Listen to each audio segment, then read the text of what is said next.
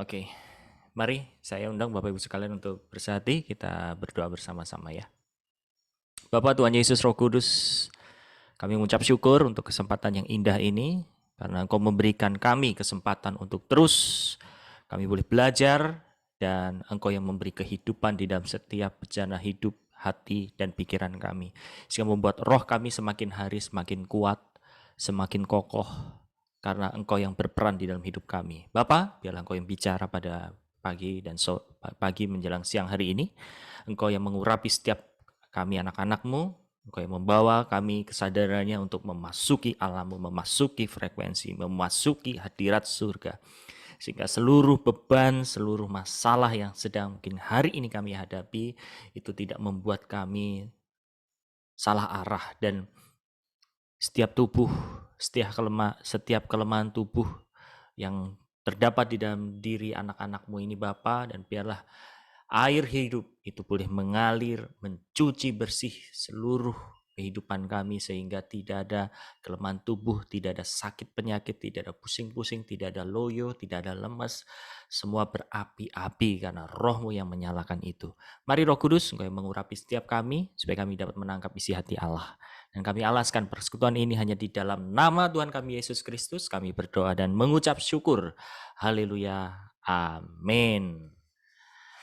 Oke, hari ini kita akan menyelesaikan satu bab, satu judul tentang hidup dalam roh, ya. Kita akan membahas tentang lemah lembut, kita akan membahas tentang kebahagiaan, dan kita akan membahas tentang kematangan emosi, ya. Saya mau berbagi sedikit ya, ini mungkin kemarin sudah saya bagikan di kelas pemuridan, tapi beberapa waktu yang lalu itu betul-betul membuat satu rema di dalam kehidupan saya dan istri juga. Jadi gini, kisahnya Bapak Ibu sekalian, di tahun kemarin ya, memasuki pandemi itu, banyak di antara kita yang tetap aktif, produktif. Bahkan di dalam pekerjaan-pekerjaan itu beberapa orang mengalami kesibukan karena semua serba online, meeting online, pekerjaan bisa dikontrol dengan online, dan ibadah juga online, sehingga banyak waktu yang tersita untuk hal-hal kegiatan online. Dan sebetulnya itu juga melelahkan, ya. Dan ditambah lagi dengan aktivitas-aktivitas yang lain, saudara. Tanggung jawab yang harus kita lakukan. Dan sama seperti Bapak Ibu sekalian, pasti juga mengalami hal yang serupa, ya. Nah, jujur di dalam masa-masa seperti itu, kadang kita merasa burnout, kita merasa kayak burnout tuh terbakar, merasa lelah, merasa capek, begitu saudara ya. Sama seperti mungkin Bapak Ibu sekalian dalam aktivitasnya sebagai ibu rumah tangga, atau bahkan Anda bekerja, dan Bapak-bapak di sini juga sama, harus tanggung jawab ini segala macam. Mungkin semua secara bersama-sama seperti itu ya. Dan lama-kelamaan itu juga bisa membuat lelah, capek gitu ya, kayak rohnya padam untuk melakukan ini itu rasanya kayak ya malas bahwa seperti itu saudara ya. Nah, tapi di akhir dari tahun kemarin itu, tepatnya waktu Retnas kemarin ya, kita belajar satu hal saudara, bahwa Tuhan itu memberikan sukacita. Saya percaya setiap orang Kristen, orang percaya, kita semua Bapak Ibu sekalian nggak asing dengan sukacita Allah. Betul ya? Nah, kadang gini saudara, sukacita itu diartikan, didefinisikan sebagai hal-hal yang kelihatannya itu terekspresi, ya, euforia. Oh, aku lagi senang, aku lagi bersukacita, aku lagi berbahagia, dan seterusnya, saudara. Tapi apakah betul-betul sukacita yang Tuhan berikan itu hanya semacam euforia seperti itu, saudara? Nah, saya mau berbagi dalam hal ini. Ini berkaitan dengan hidup dalam roh. Saat-saat kami menghadapi segala aktivitas, rutinitas untuk menjalani hari-hari kami gitu ya, ada masa-masa di mana kayak, aduh kok kayaknya kerjaan nggak selesai-selesai, kok kayaknya tugas nggak selesai-selesai. Ada titik di dalam hati yang saya kalau rasakan itu kayak gimana gitu ya, ada gregetnya, kok kayak gini ya, kok nggak selesai-selesai seperti itu. Tapi di kesadaran dalam roh saya bahwa ini sebetulnya nggak bener nih. Harusnya kita bersyukur, harusnya kita bersuka cita. Ya, dan setelah saya diskusi sama mentor kami, Pak Yosi dan Bu Iren, untuk tidak menjadi mundur, untuk tidak menjadi burnout, tidak menjadi terbakar habis lelah gitu ya. Itu udah bagus. Tapi tidak berhenti sampai di situ. Menavigasi hati supaya kita tidak kecewa, supaya kita tidak terluka, itu udah bagus. Tapi sekali lagi, bagi orang yang hidup di dalam roh, Bapak Ibu sekalian, level kita nggak sampai di situ. Level kita sampai naik lagi, saudara. Sampai kemana? Sampai di mana sukacita, damai sejahtera, itu alami keluar dari roh kita, Bapak Ibu sekalian. Yang jiwa kita mungkin merasa lelah, merasa terbakar habis dengan segala rutinitas. Tapi karena roh kudus, roh Allah, roh Yesus yang ada di dalam diri kita, yang menyatu, yang manunggal di dalam roh kita, itu yang menjadi booster buat jiwa kita sehingga kita meledak. Oh haleluya, terima kasih Tuhan, aku bersuka cita.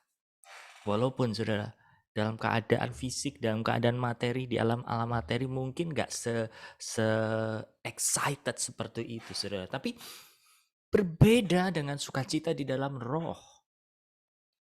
Ya, memang ini pekerjaan yang tidak bisa secara instan dan mudah begitu saja.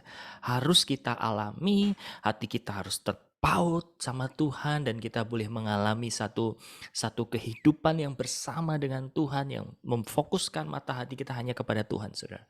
Dan saya percaya orang-orang yang hidup di dalam roh pasti akan dibawa ke dalam hal yang sama, ke dalam titik yang sama. Amin. Ya, jadi saya mau mengajak hari ini Bapak Ibu sekalian, yuk renungkan bahwa Yesus itu sudah ada di dalam diri kita. Kita adalah manusia roh, di mana roh yang berkuasa, yang bertahta atas jiwa kita, atas tubuh kita, yang semestinya menjadi booster buat jiwa dan tubuh kita. Ya, sampai titik mana? Sampai titik yang namanya sukacita itu. Haleluya, terima kasih Tuhan. Ya, dalam minggu-minggu kemarin itu ada satu hari yang betul-betul membuat setelah pemuridan kalau nggak salah hari Senin atau Kamis, saya lupa tepatnya, Kamis sepertinya ya. Pemuridan dari jam 11 kurang lebih sampai jam 1. Saya break, istirahat, saya makan, ngasuh-ngasuh sampai jam 2. Jam 3 lalu ada meeting kalau saya tidak salah, terus sampai malam. Ya, jeda sedikit, ada urusan di rumah, ada yang dibenerin segala macam, ngurusin beli bahan baku ini segala macam, break sebentar, makan malam, meeting lagi sampai jam 11 malam. Itu kalau dipikir-pikir ini kayaknya nggak punya kehidupan lain gitu ya. Cuman sekarang gini, yang tadi saya bagikan saudara, hati ini udah berubah, nggak lagi mengeluh, nggak terbeban. Karena apa? Begitu ada satu kesempatan yang Tuhan berikan, saya coba untuk apa? Tuhan, terima kasih. Aku bersyukur punya kehormatan ini daripadamu. Aku bersyukur Engkau memberikan kepercayaan ini Tuhan. Oh haleluya. Ya, itu yang dialami oleh Paulus, saudara. Itu yang dialami oleh para rasul semua, saudara. Jadi walaupun manusia lahiriah mereka, para rasul ini tertawan, tertekan, tertindas, habis-habisan. Tapi karena roh Allah di dalam diri kita menyala-nyala, membuat kita tetap apa? Semangat. Ya, mari. Kalau kita memang ngerasa kok kayaknya malas banget ya, kok kayak lemah banget ya.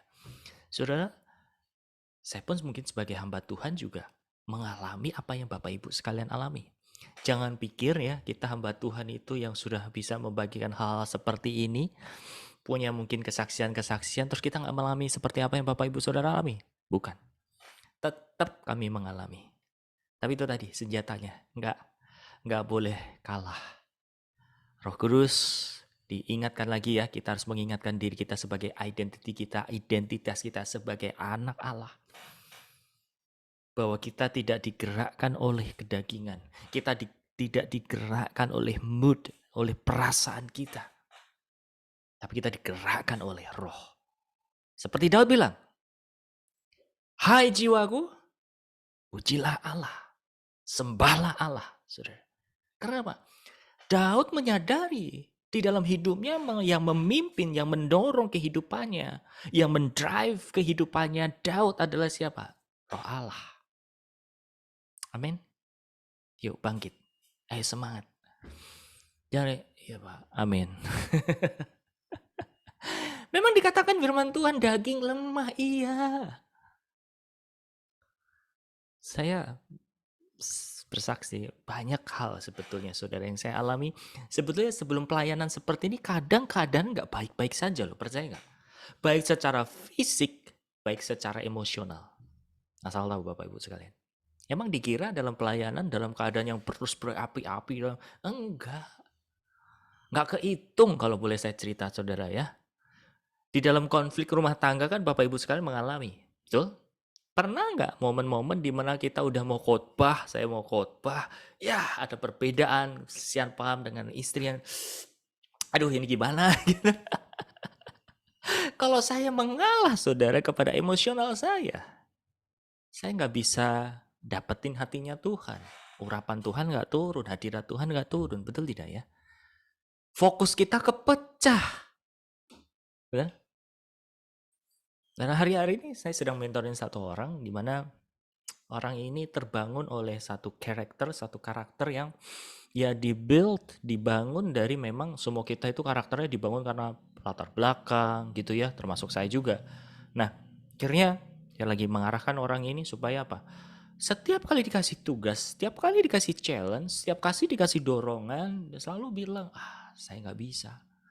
Saya bukan tipe orang yang seperti itu. Saya orangnya begini, begitu. Aduh. Kita tidak mengarahkan Anda untuk seperti saya. Tapi nilai itu yang kita harus tanamkan. Yaitu nilai apa? Responsif. Nilai jangan nunda-nunda dan seterusnya. Itu yang sedang kita tanam, saudara. Nah akhirnya kewalahan juga gitu ya. Maksudnya banyak hal yang orang ini alami yang dia harus ekstra. Oke, saya harus lawan. Kalau saya nggak ngelawan, saya akan menjadi orang yang dibentuk oleh masa lalu. Saya akan menjadi karakter yang dibentuk oleh satu bangunan karakter karena lingkungan sekitar, ya, yang mungkin nggak peduli, nggak caring sama orang-orang sekelilingnya, nggak punya common sense, kemudian slow response, lambat dalam meresponi, terus nggak peka perasaannya, komunikasinya nggak peduli dan lain sebagainya, saudara. Ya, jadi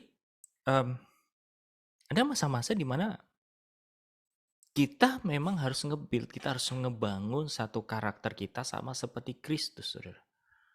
Ya, sama seperti yang tadi saya ceritakan, nggak selamanya pada saat saya mau pelayanan, saudara, dalam keadaan yang baik-baik saja. Kadang kayak, aduh, bawaannya nggak mood, ini kemana ini ya? Biasanya ada semangat segala macam, ada gairah, ataukah ini nggak disuruh sama Tuhan? Ada nggak pikiran-pikiran seperti itu? Ada, saudara. Cuman sekali lagi, kita harus betul-betul peka terhadap situasi yang kita sedang alami, keadaan yang sedang kita alami. Kalau itu sebuah beban, kemarin kita sudah belajar ya, kita harus tangking itu di dalam nama Tuhan Yesus. Enyah beban-beban ini. Supaya apa? Kita hanya memikul kuk yang Tuhan kasih. Bukan masalah, bukan beban, saudara. Ya, pernah masa-masa di mana juga ini yang paling kacau saya bilang. Saya diminta untuk mengisi satu ibadah di satu perkantoran. Saya dulu kerja di satu perusahaan, ya, telekomunikasi. Dan lucunya, saudara, saya diundang di perusahaan yang sama, perusahaan saya, tapi bukan sebagai karyawan, tapi sebagai hamba Tuhan untuk berbagi di persekutuan doa tersebut. Nah, saya berangkat pagi, saya antar istri saya dulu seperti biasa waktu itu sebelum pandemi. Di jalan tiba-tiba dong keserang vertigo. Aduh. Mungkin Bapak Ibu Saudara ya yang mengalami serangan vertigo, sudah mengalami serangan vertigo itu udah kayak apa ya, hari itu selesai gitu. Maksudnya kita itu nggak bisa beraktivitas macam-macam, saudara. Karena apa? Dunia itu muter. Bayangin, saya nyetir. Akhirnya saya cari tempat parkiran, saya istirahat di situ, saya berdoa. Saya sambil tiduran, terus ya udah, akhirnya bisa tidur kurang lebih 45 menit. Saya jalan dengan mata agak bengkak begitu. Jadi waktu saya mulai pelayanan, apakah saya udah betul-betul sembuh? 100% belum. 50-50. Jadi kayak masih ngambang. Oh, itu rasanya nggak enak banget. Aduh, mau mau membatalkan ini udah mepet sejam sebelumnya gitu ya. Saya harus jaga apa namanya tanggung jawab. Jadi saya cuma berpegang teguh sama kekuatan dari Roh saja. Tuhan, aku nggak bisa berbuat apa-apa. Engkau yang bicara, Engkau yang bicara, Engkau yang menopang. Dan puji Tuhan, saudara, bisa lewati, bisa. Ya, jadi hal-hal yang seperti itu, saudara, yang membuat betul-betul tuh kalau kita mengandalkan kekuatan sendiri mustahil. Ada masa-masa di mana kita pelayanan di daerah-daerah yang em, asing buat kita. Ya, mungkin saya pernah bercerita, tapi mungkin di beberapa orang yang belum saya ceritakan kembali gini. Tahun 2020 kami pelayan ke NTT, ya. Kami melayani di daerah Soe, naik-naik lagi pegunungan itu saya tahu ada tulisan perkampungan itu ketinggiannya adalah 3.000 something mdpl. Ya, 3.000 mdpl itu berarti satu daerah 3.000 tingginya 3.000 meter ya di atas permukaan laut. Dingin. Dan perkampungan itu ya kalau agak sore sedikit gitu saudara ya, Anda jalan di jalan, Anda bisa ketabrak tuh sama awan. Percaya nggak? Saya punya saksi hidup di sini, ada Mbak Ilda nggak? Ya, waktu itu ada Mbak Ilda juga. Itu tuh benar-benar kayak ya eh, apa namanya kampung di atas awan gitu. Dan masalahnya adalah di situ memang nggak ada kamar mandi. Tapi saya nggak akan cerita soal masalah kamar mandinya. Saya cerita tentang keadaan itu betul-betul kayak eh, berangkatnya saya udah ini saya benar-benar menyerah waktu itu saudara karena di beberapa tempat saya nggak terlalu peduli sama kondisi MCK-nya. Kali ini saya menyerah. Karena apa? Betul-betul kacau.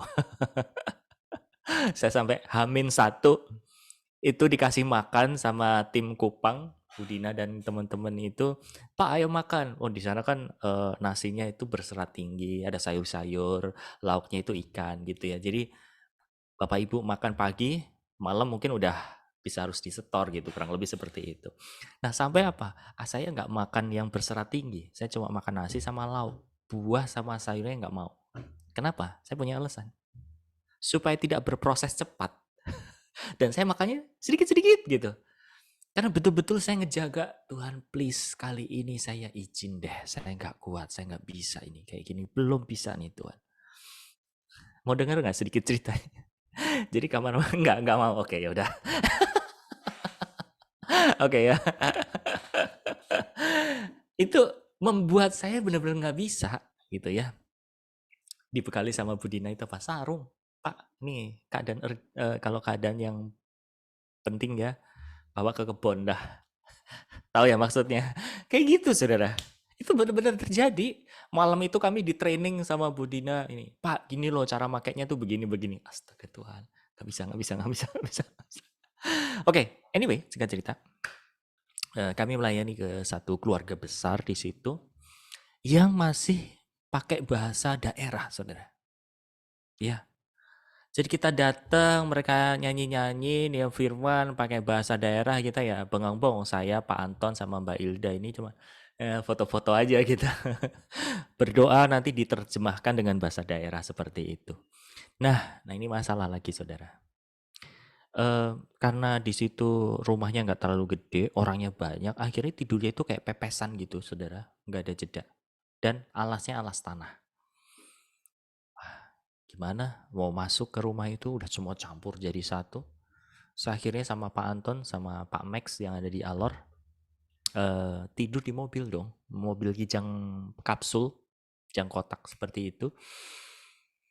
Saya tidur di paling depan, ya. Jadi kan menghadapnya ke depan, tapi saya menyilang seperti ini ya. Saya Pak Anton belakang Max. Kakinya kan kita panjang-panjang ya, jadi harus dinaikin ke atas gitu, saudara.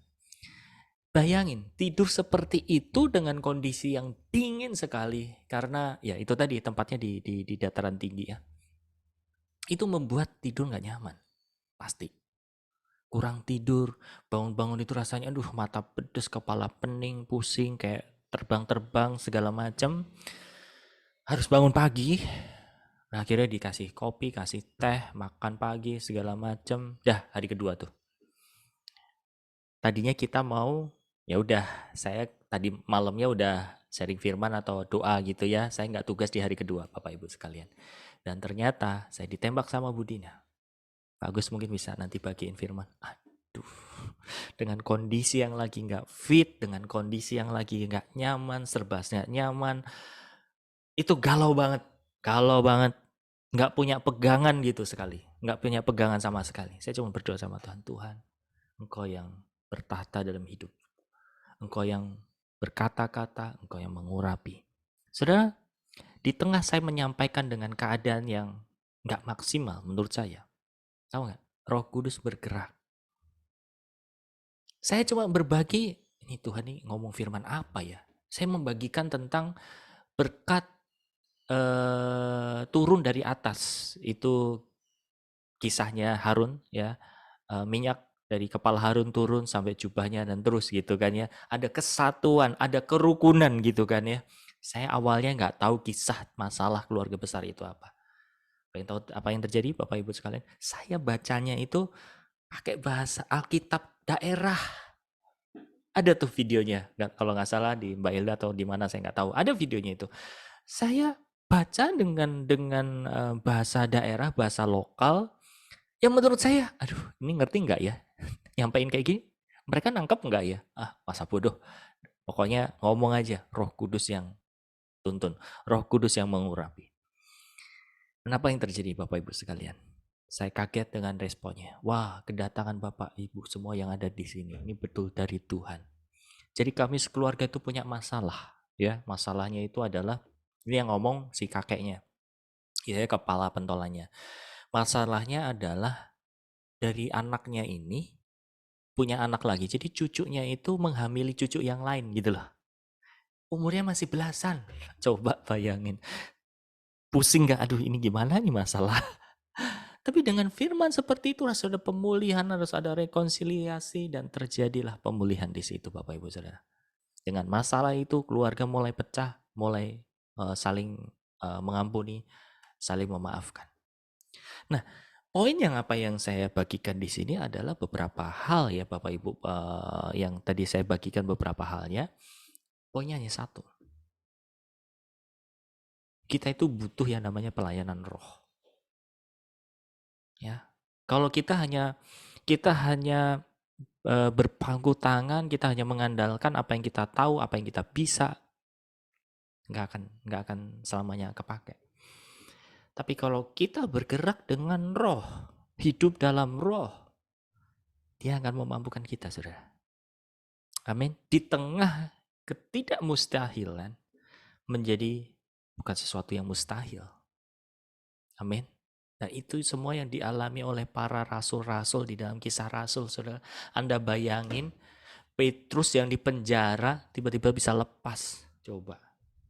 Filipus bisa pindah satu tempat ke tempat yang lain. Dengan apa? Kekuatan roh. Dari kuasa daripada roh itu sendiri, saudara. Ya. Kemudian banyak hal cerita-cerita tentang Elia atau Elisa itu di mana dia ketemu sama janda ya yang udah nggak punya minyak, nggak punya bahan makanan segala macam. Terjadi multiplikasi, saudara. Karena apa? Ada pelayanan roh. Amin. Nah ini yang harus kita bangun Bapak Ibu sekalian. Caranya gimana? Kemarin kan Bu Nas cerita ya, nanya ya tentang gimana bisa dapat sesuatu pesan dari Tuhan. Jadi ya bergaul dengan Tuhan. Gak usah pakai ekspektasi macam-macam, asal kita mau belajar, jaga hati. Nanti hal-hal seperti itu Bapak Ibu sekalian, itu yang akan Tuhan kasih. Tuhan beri. Dan tahun ini RTM akan berjalan dengan kuasa, dengan otoritas. Ya. Dan nanti kita akan praktek juga gitu ya. Kalau Dulu masa-masa kita sebelum pandemi, Eee, hampir di semua kelas-kelas pemuridan yang dibuka itu kita kayak, apa ya, dibilang show off ya, ya iya gitu ya, maksudnya show off-nya bukan untuk sombongan, enggak. Tapi kalau ada yang punya masalah apa, sakit pinggang atau apa gitu ya, didoain, dilepasin. Yang coba cek, nah ini biasanya orang-orang yang udah belajar lama gitu ya, coba cek tangannya panjang sebelah atau enggak gitu ya, kakinya panjang sebelah atau enggak. Dan saya mau kasih tahu saudara, istri saya kan ada terapi olahraga gitu ya karena ada cedera di lutut ya. Dan di terapis olahraga ini yang mereka lakukan apa? Dia juga ngecek loh kakinya. Coba ibu duduk di mepet tembok, coba saya cek kaki. Nah, nih kakinya panjang sebelah nih. Saya balik, ini kok RTM banget ya. Tapi kalau mereka kan dipijat-pijat gitu ya, dibalikin otot-ototnya gitu. Nah, kalau kita nggak pakai gitu-gitu, kita hanya doakan ya. Pernah saya dulu punya video, nggak tahu coba nanti saya cari ya. Saya video waktu itu ngedoain orang, kaki itu bener-bener kayak ada pergerakannya seperti itu, Saudara. Ya. Nah, kenapa Tuhan izinkan itu? Itu menjadi satu apa ya? Menjadi satu contoh bahwa ini loh kuasa Tuhan tuh nyata. Kalau Anda pada saat mendoakan praktek terjadi, pasti kan ada semangat, betul tidak ya? Ada satu gairah, ada satu dorongan untuk mau mendoakan lagi. Tahun ini kita akan belajar ke situ Bapak Ibu sekalian ya.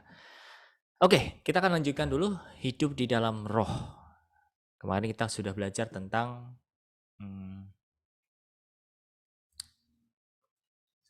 terakhir kita membahas tentang prasangka ya.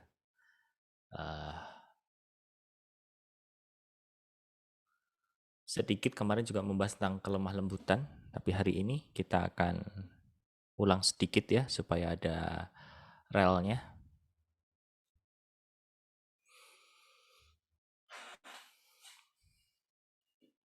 Oke.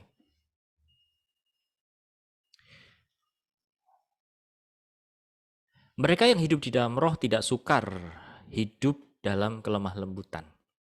Yang hidup di dalam daging akan selalu bergejolak hatinya karena selalu merasa hidupnya diperlakukan tak adil. Orang yang egois selalu meninjau setiap perlakuan orang lain atau Tuhan sebagai tindakan yang menguntungkan atau merugikan dirinya.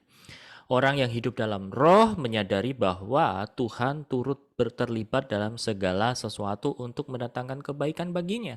Sehingga perlakuan orang lain ataupun Tuhan walaupun nampak tidak adil selalu baik akhirnya. Ya, saudara, hal yang pasti di sini buah daripada keintiman kita dengan Tuhan adalah apa? Kelemah lembutan.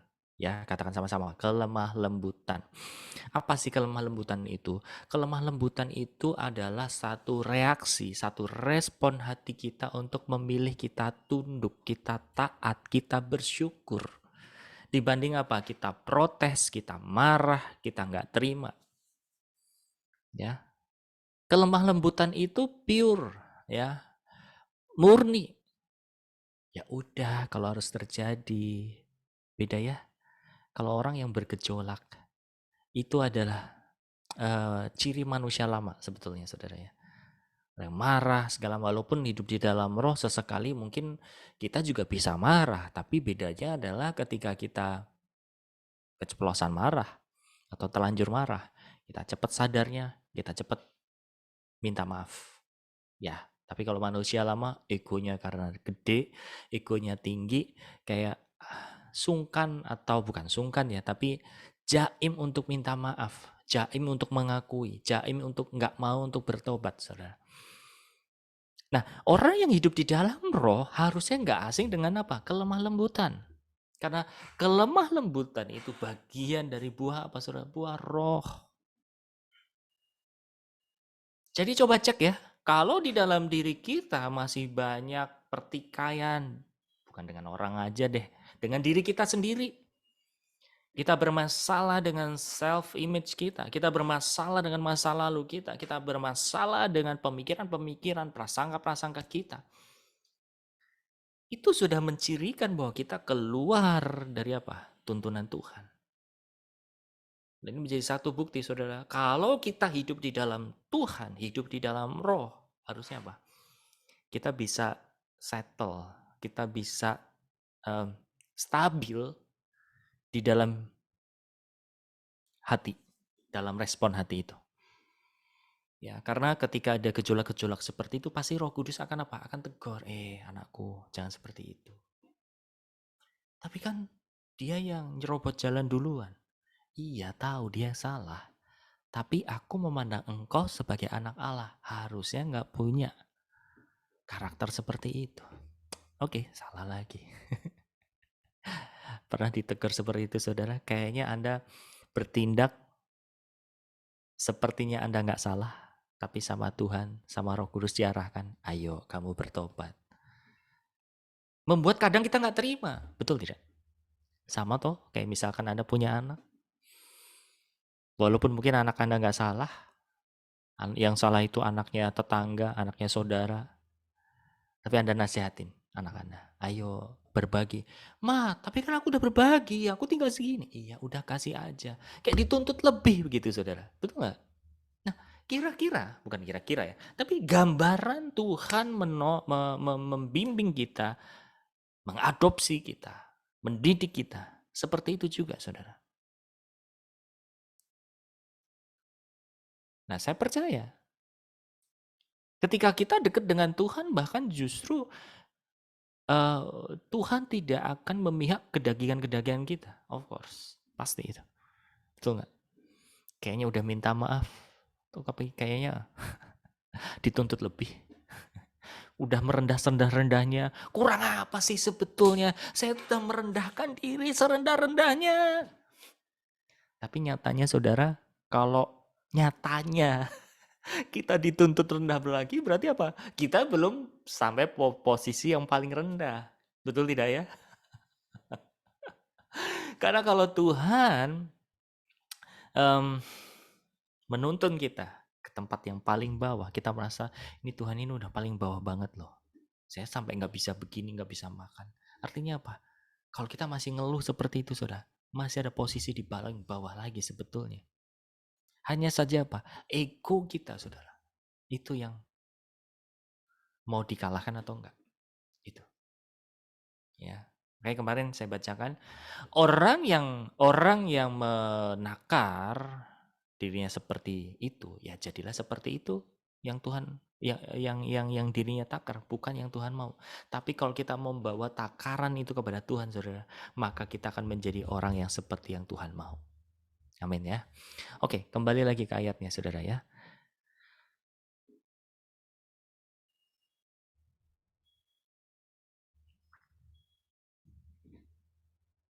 1 Korintus 6 ayat 6, apakah saudara yang satu mencari keadilan terhadap saudara yang lain dan justru pada orang-orang yang tidak percaya?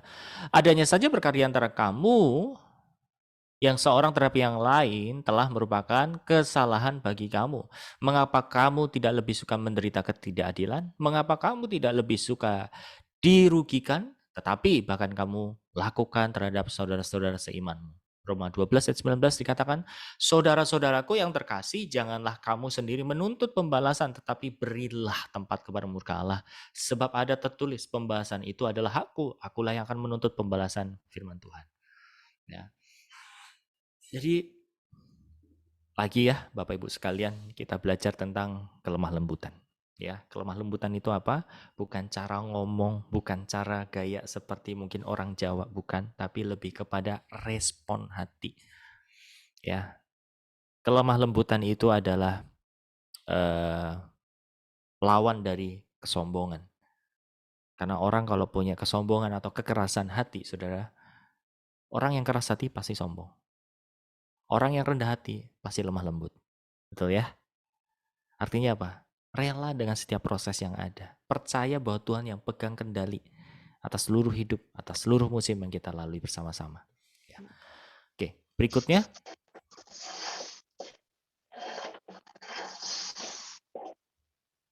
Oke, saya akan share screen.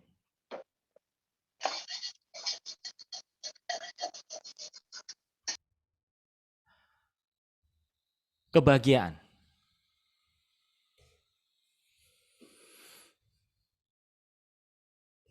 sebentar. Gak bisa terbaca ya. Saya akan ulang ya.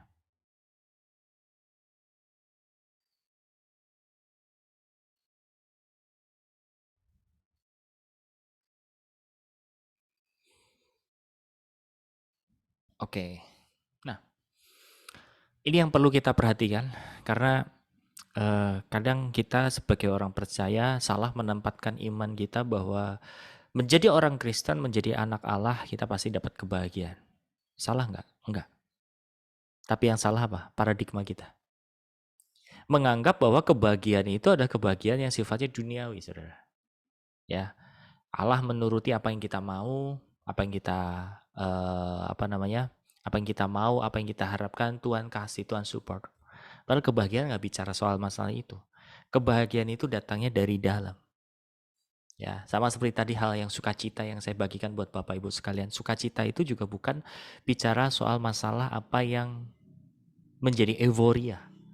Tapi sukacita itu datangnya dari roh. Sukacita itu datangnya dari dalam. Yang membuat kita yang keadaannya mungkin tidak nyaman, keadaannya kita lagi galau, kacau, cemas, khawatir, takut, tertekan, terbebani, itu bisa merasakan sukacita. Ya. Nah, sama seperti kebahagiaan serupa seperti itu. Nah, kita baca terlebih dahulu. Dunia bukan tempat manusia memperoleh kebahagiaan yang sejati. Ya, kita harus pegang di sini saudara bahwa dunia bukan tempat memperoleh kebahagiaan yang sejati. Terutama bagi orang perjanjian baru, Tuhan Yesus menjanjikan kebahagiaan yang rohani sifatnya. Bahkan ia sebenarnya tak terlalu prihatin. Perhatikan di sini ya.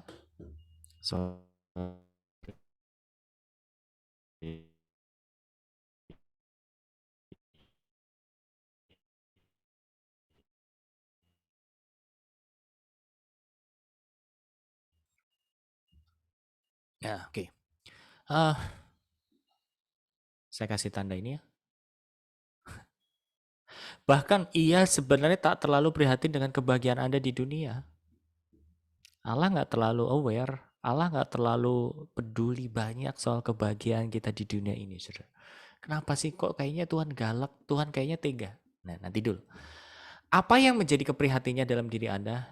Ia menghendaki apa? Kesempurnaan. Itu yang Bapak mau. Bila Anda diberi kesempatan mengalami kebahagiaan, nikmatilah selama masih ada karena biasanya tak terlalu lama. Nah, bukan berarti Allah cuma ngasih hal-hal yang sedih, hal yang tidak adil. Enggak, dia kasih. Tapi sadari Bapak Ibu sekalian bahwa kebahagiaan yang Tuhan yang kita boleh rasakan itu sifatnya nggak akan kekal. Misal ya, anak mantu semua lagi ngumpul di rumah di keluarga, Natalan, nanti entah Imlek kan apa segala macam gitu ya. Kan sebagai orang tua rasanya aduh seneng gitu anak cucu mantu semua ngumpul gitu ya. Tapi kan itu nggak berlangsung lama. Itu mungkin sehari, 2 hari, atau beberapa jam, terus habis itu menguap gitu. Betul nggak? Artinya apa? Kebahagiaan yang ada di muka bumi ini, kebahagiaan yang sifatnya materi itu, sifatnya tidak kekal. Selama itu bisa, ya udah nikmatin. Ya. Tapi jangan terus-terus dicari. Karena Tuhan pasti akan membawa setiap kita kepada kebahagiaan yang sebetulnya ya itu menjadi hak kita karena dia juga tahu diri Bapak Ibu sekalian bahwa kalau kita diproses terus, dimurnikan terus ya pasti kita akan menjauh dari dia. Betul nggak? Sih ada sesekalinya kayak kita itu di servis ya, kita mendapat angin segar untuk ya udah nikmati deh gitu ya. Sebagai selingan. Karena kalau enggak udah masa iya yang ikut Tuhan terus menderita terus enggak. Tuhan tahu kok. Kebahagiaan lain yang Tuhan berikan di dalam roh. Jangan menyandarkan kebahagiaan Anda kepada fakta dunia, tetapi kepada kebenarannya saja. Ya. Jangan pernah menghubungkan kebahagiaan Anda dengan hal-hal duniawi. Anda akan memperoleh lebih banyak beban berat dari si iblis dan sistemnya. Hubungkan diri Anda dengan Tuhan dan surganya, surganya. Sukacita tak pernah habis, akan terus mengalir dari hadiratnya. Jadi yang tadi saya bagikan saudara, kebahagiaan lain yang Tuhan berikan di dalam roh. Kebahagiaan di dalam roh itu seperti apa? Ya saat Anda mengalami satu tekanan yang tadi saya ceritakan, beban mungkin yang Anda alami hari ini, saudara. Ada satu kekuatan dari dalam itu yang membuat Anda, Anda bisa berdiri dengan tegak. Anda bisa merasakan hadirat Tuhan. Ya, pernah nggak sih Anda mengalami satu sukacita yang datangnya tiba-tiba sekonyong-konyongnya, nggak diundang, terus Anda merasa lawatan, kayak Anda didoakan, Anda mungkin menikmati penyembahan, tapi saat itu Anda lagi nggak menikmati penyembahan. Tapi tiba-tiba sekonyong-konyongnya itu kayak kita dibuat, aduh hatinya hancur, kita nangis sama Tuhan, kita rindu, kita kangen sama Tuhan. Ada yang pernah merasakan seperti itu, saudara? Itu yang disebut dengan apa? Kebahagiaan di dalam roh. Inner peace-nya keluar dari dalam. Itu Tuhan sedang memberikan kekuatan buat kita di dalam roh kita, saudara. Karena kalau kebahagiaan dari dunia kan sifatnya apa? Dipancing, betul? Anda memperoleh sesuatu apa yang mau, Anda mendengar sesuatu kabar baik, Anda melihat sesuatu yang menyenangkan, betul nggak? Anda merasakan dari apa yang dunia kasih, itu kebahagiaan dari luar. Kalau kebahagiaan dari dalam, ya seperti itu tadi. Di tengah-tengah mungkin hebatnya masalah, tekanan, rutinitas, aktivitas yang melanda hidup Anda, tapi tiba-tiba roh itu, roh kudus itu melawat kita dan akhirnya apa? Kita menjadi strong, kita menjadi kuat. Kalau Anda mengalami itu, bersyukurlah, itu kasih karunia Tuhan, saudara. Dan itu adalah cara Allah untuk membuat kita kuat.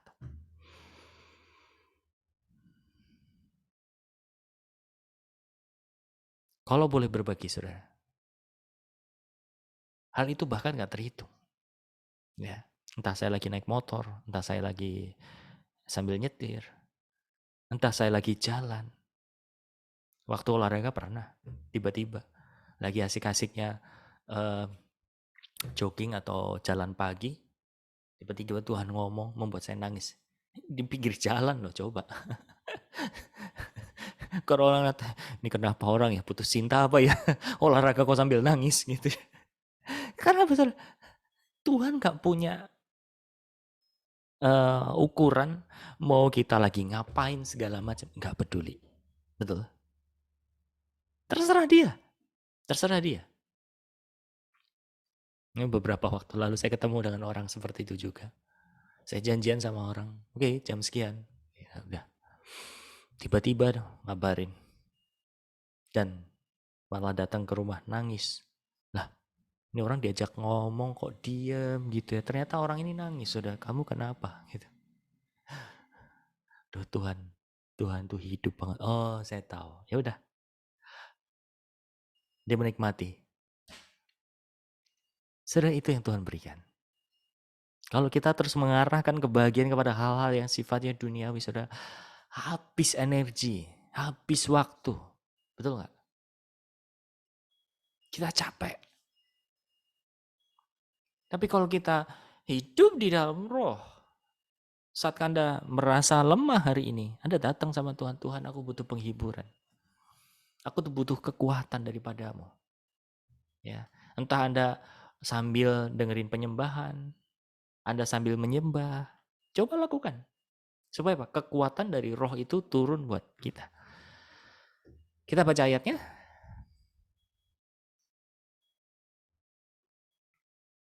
Oke. Matius pasal 5 ayat yang ketiga. Nah, siapa yang bantu? Bisa bantu membacakannya? Silahkan open mic.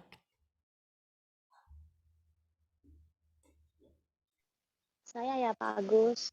Silahkan. Matius 5 ayat 3, berbahagialah orang yang miskin di hadapan Allah, karena merekalah yang mempunyai kerajaan surga. Berbahagialah orang yang berduka cita, karena mereka akan dihibur.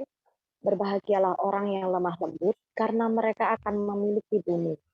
Berbahagialah orang yang lapar dan haus akan kebenaran, karena mereka akan dipuaskan. Berbahagialah orang yang murah hatinya, karena mereka akan beroleh kemurahan. Berbahagialah orang yang suci hatinya, karena mereka akan melihat Allah. Berbahagialah orang yang membawa damai, karena mereka akan disebut anak-anak Allah.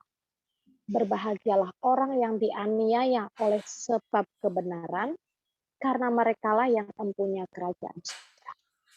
Amin. Ya, thank you. Terima kasih Bu Johanna. Nah, kalau kita perhatikan ayat ini, Bapak Ibu sekalian, Tuhan mencatat ayat ini bertolak belakang dengan keadaannya. Perhatikan sini.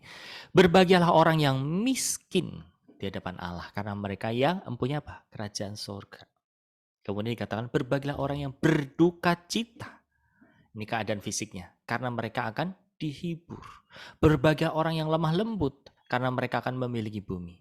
Ya, lemah lembut bicara tentang ketidakadilan, lemah lembut bicara tentang respon yang tadi kita sudah bahas. Ya, berbahagialah orang yang lapar dan haus akan kebenaran, karena mereka akan dipuaskan. Berbahagialah orang yang murah hatinya, karena mereka akan beroleh kemudahan dan seterusnya, saudara. Jadi sesuai dengan firman Tuhan ini, Bapak Ibu sekalian, bahwa kebahagiaan atau penggenapan janji Allah bahkan tidak serta-merta ada di bumi ini. Sesuatu yang Allah berikan, itu diberikan di mana? Di alam roh. Ya, kita baca ayatnya dulu. Saya cari sebentar.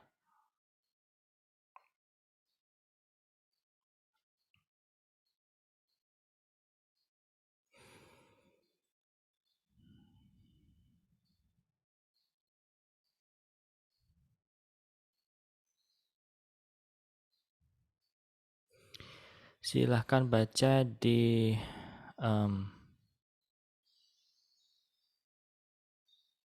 Efesus pasal 1 ayat yang ketiga. Mungkin salah seorang bisa membantu membacakannya. Efesus pasal 1 ayatnya yang ketiga. Yo, Ya, yang ketemu. saya Pak, Silakan Efesus Bu. 1, ayat 1 sampai 3. Ya, Efesus 1 ayat 3. Bu. ya ayat 3. Terpujilah Allah dan Bapa Tuhan kita Yesus Kristus, yang dalam Kristus telah mengaruniakan kepada kita segala berkat rohani di dalam surga. Amin. Keren ya. Amin. Ya, perhatikan Amin. Saudara. Terpujilah Allah. Bapaknya siapa? Tuhan Yesus. Yang dalam Kristus telah mengaruniakan, memberikan, mengarunia gitu kan, memberikan. Kepada kita apa? Dikatakan Saudara, segala berkat. Berkat di sini jangan terpicu sama berkat materi. No. Berkat itu banyak hal. Ya.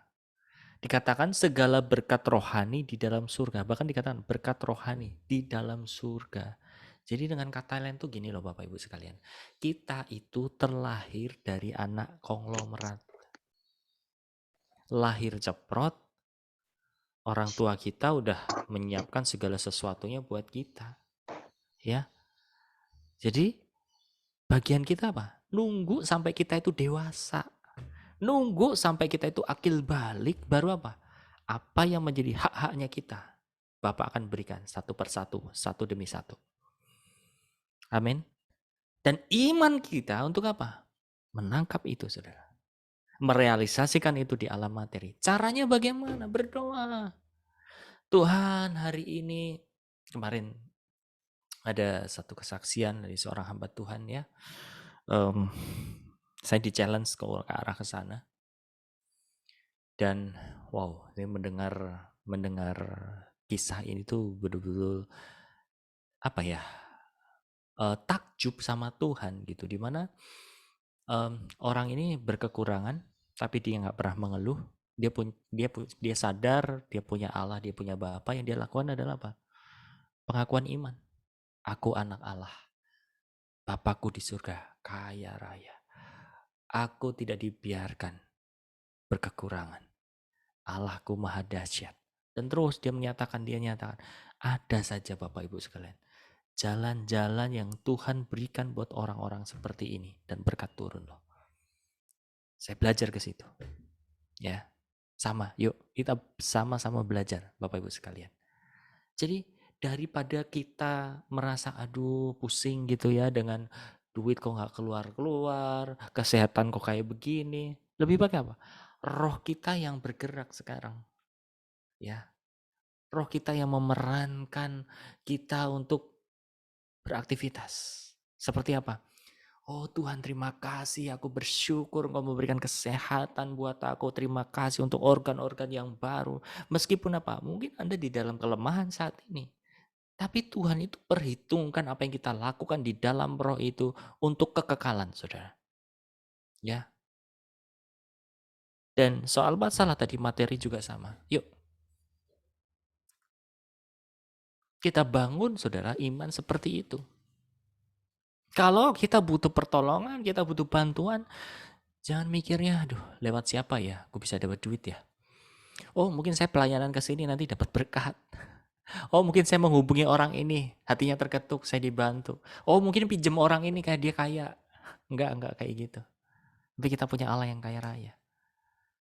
Saat kita lagi berada di dalam satu kekurangan, pada saat kita berada di dalam satu masalah, sebetulnya kita itu sedang diuji kemana arah kita, kemana hati kita, saudara.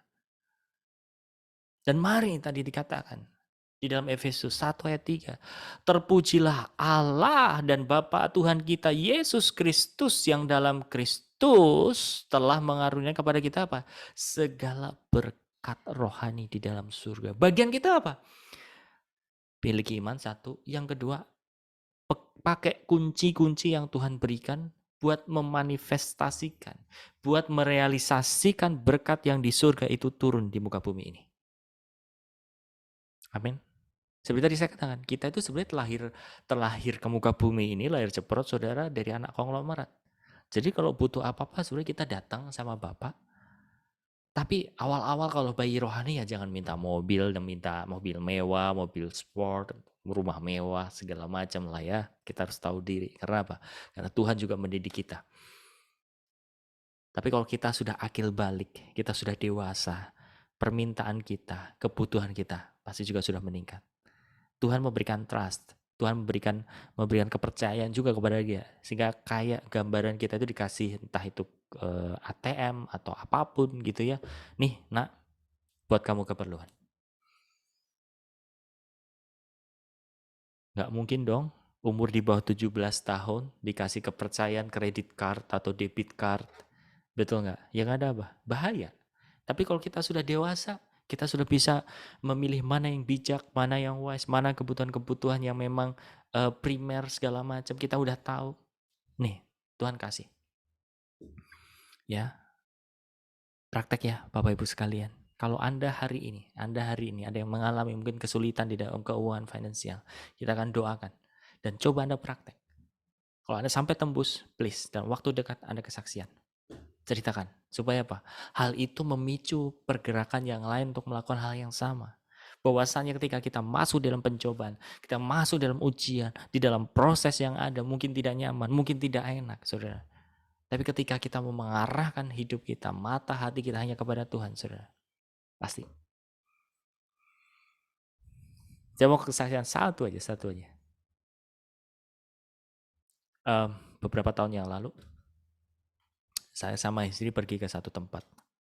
Jujur itu menghabiskan budget yang kita kumpulkan. Kita nggak tahu sampai 1 bulan itu kita hidup pakai apa. Namanya awal-awal merit ya, saudara. Dan kami punya lemari, terus ada laci. Biasa kami naruh yang uang yang belum kepake segala macam, taruhlah di situ gitu. Kita sadar kita nggak ada uang sama sekali udah. Ya ada buat makan yang nggak sampai berbulan-bulan, paling beberapa minggu aja. Singkat cerita saudara, waktu kami nyampe di rumah, terus nggak tahu lagi nyari apa, tiba-tiba menemukan satu envelope. Isinya ya satu gepoknya bukan gepok yang tebel banget, enggak sih. Gitu. Tapi buat kami itu bisa 1 bulan. Kita berdua, saya sama istri gini, hah sayang, ini duit apa ini di sini? Kok ada segini? Hah? Masa sih? Ini loh. Oh iya loh. Kita sampai mikir. Ini dari mana ya? Ini uang apa ya? Persepuluhan kayaknya nggak sampai segini banyak. Karena kami tahu kalau ngitung-ngitung persepuluhan kan berarti 10%-nya. 10%-nya sebanyak itu. Kita dalam waktu dekat nggak dapat uang segitu gitu loh. Ini duit apa? Itu duit apa? Sampai detik ini, hari ini Bapak Ibu sekalian. Percaya nggak? Kita nggak tahu itu duit apa.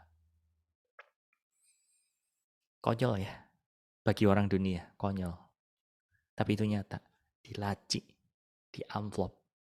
Coba, siapa yang naruh? Oh, mungkin orang tuanya kali. Enggak, orang kuncinya ada di kita. Ayo. Nggak masuk akal. Serius, ini pengalaman yang goib banget. Tanda petik goib ya. Bener-bener yang ajaib, yang bener-bener real. Duit itu ada di laci. Mungkin lupa kali. Saya mau bilang gini. Kalau duit 50.000 atau 20.000 gitu ya, mungkin bisa ke-skip ya.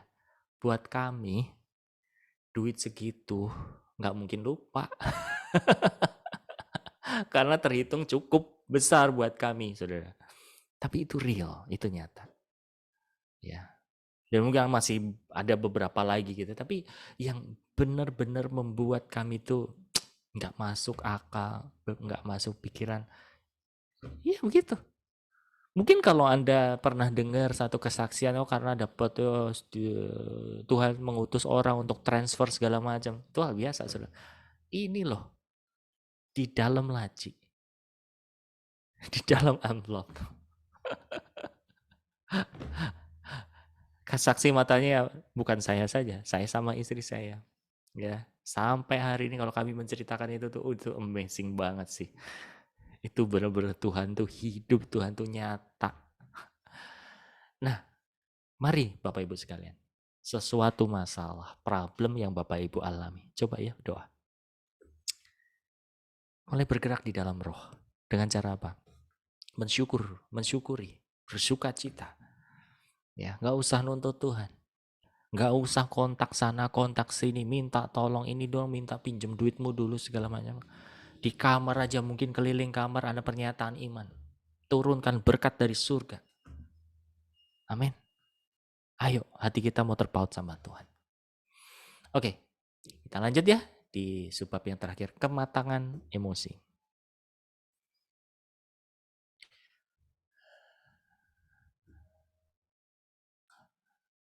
Sebentar. Kita baca ya keterangannya terlebih dahulu. Oke. Masih agak blur. Saya ulang sekali lagi.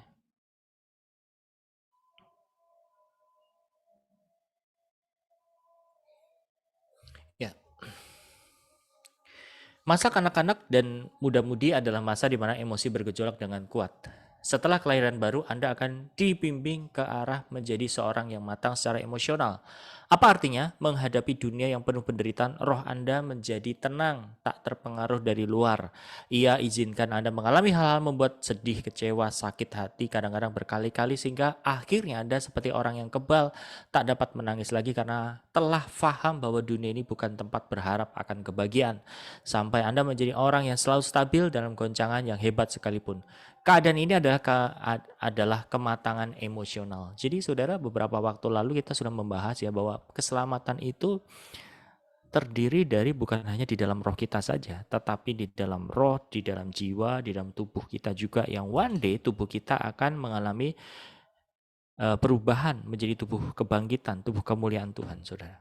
Ya, tapi setelah kita menerima keselamatan di dalam roh, kita dipindahkan dari gelap kepada terang, dari dunia kepada surga, kepada berkat, dan roh Allah menyatu dengan kita. Tapi jiwa kita juga akan mengalami apa? Kematangannya, saudara.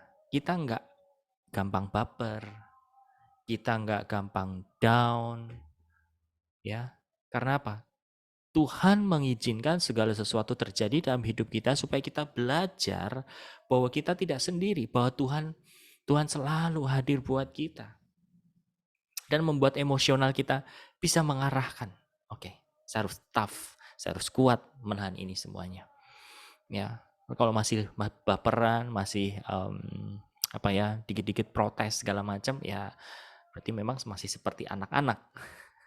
Karena kerohanian kita pasti akan bertumbuh, Saudara. Kalau kita dewasa, kita akan bisa untuk mengarahkan keadaan hati kita, emosi kita, walaupun mungkin kita hari ini tidak mengalami sesuatu yang adil. Tapi kita jauh bisa lebih wise, jauh lebih bisa dewasa. Karena apa? Roh yang memberikan kekuatan di dalam jiwa kita, di dalam kematangan emosional kita, Saudara. Sehingga kita bisa untuk ngerem, kita bisa berhenti kalau harus berhenti. Kita bisa tancap gas, lari kencang kalau memang kita butuh lari cepat. Ya, kalau masih kanak-kanak atau masih muda-mudi, dibawain kendaraan yang bisa lari cepat, pasti main gas terus, betul nggak? Kalau saya sendiri perhatikan gitu ya, dulu zaman masih bisa awal-awal nyetir gitu ya, nyetir mobil yang cc gede gitu, bawahnya pengen ngegas aja terus.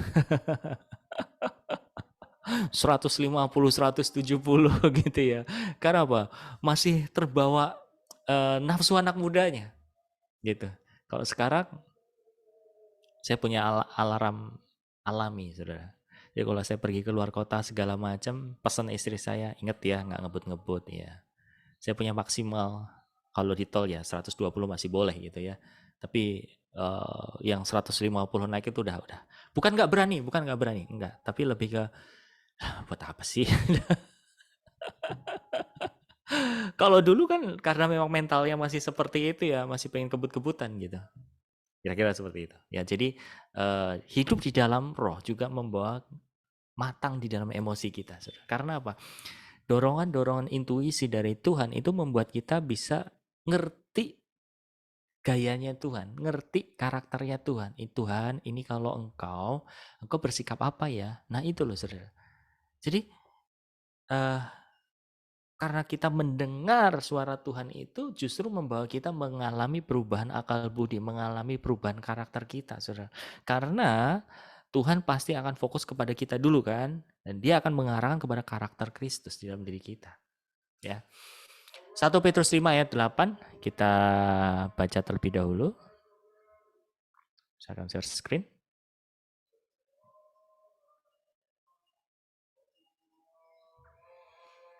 1 Petrus 5 ayat 8 dikatakan, sadarlah dan berjaga-jagalah lawanmu si iblis berjalan keliling sama seperti singa yang mengaum-ngaum dan mencari orang yang dapat ditelannya. Lawanlah dia dengan iman yang teguh sebab kamu tahu bahwa semua saudara seimanmu di seluruh dunia menanggung penderitaan yang sama. Terus 2 Timotius 3 ayat 12, memang setiap orang yang mau hidup beribadah di dalam Kristus Yesus akan menderita aniaya. Oh, zaman waktu itu menderita aniayanya karena fisik ya, tapi kalau sekarang aniaya karena apa? Tekanan hidup, ya, masalah-masalah yang terjadi. Sedangkan orang jahat dan penipu akan bertambah jahat, mereka menyesatkan dan disesatkan. Yohanes 16 ayat 33 dikatakan, semuanya itu kukatakan kepadamu supaya kamu beroleh damai sejahtera dalam aku. Dalam dunia kamu menderita penganiayaan, tetapi kuatkanlah hatimu, aku telah mengalahkan dunia. Perhatikan di sini saudara, semuanya itu kukatakan kepadamu supaya kamu beroleh damai sejahtera dalam aku.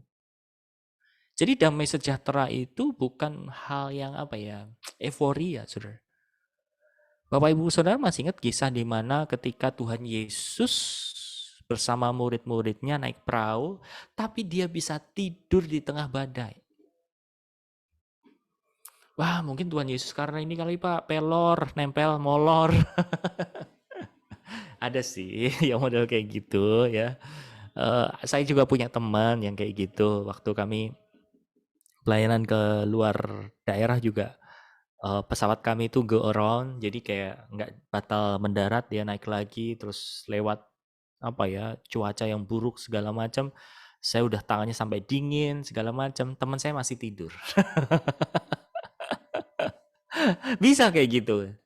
Tapi gak mungkin lah ya, ini kan kisah di mana ada badai di laut, gelombang gede, tapi dia bisa tidur nyenyak.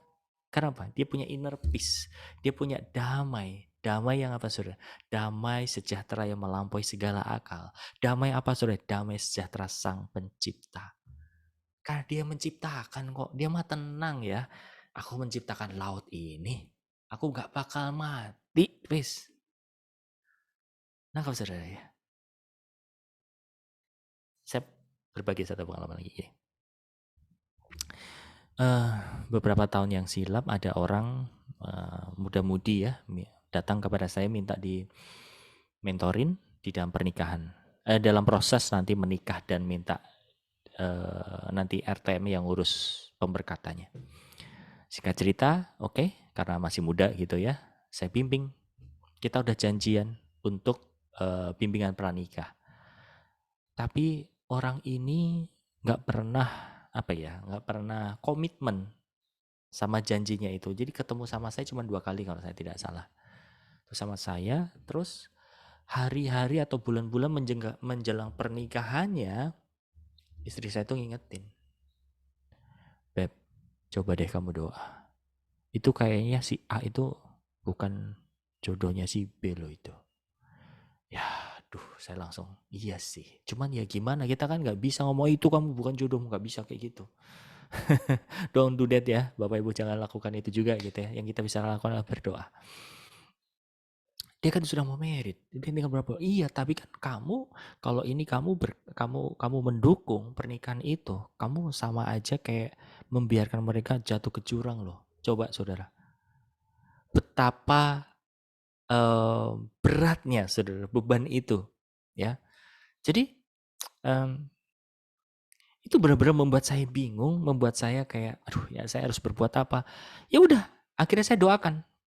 Saya berdoa, Tuhan, kalau memang ini bukan jalanmu, ini bukan rencanamu buat si orang itu, Kau yang kasih jalan.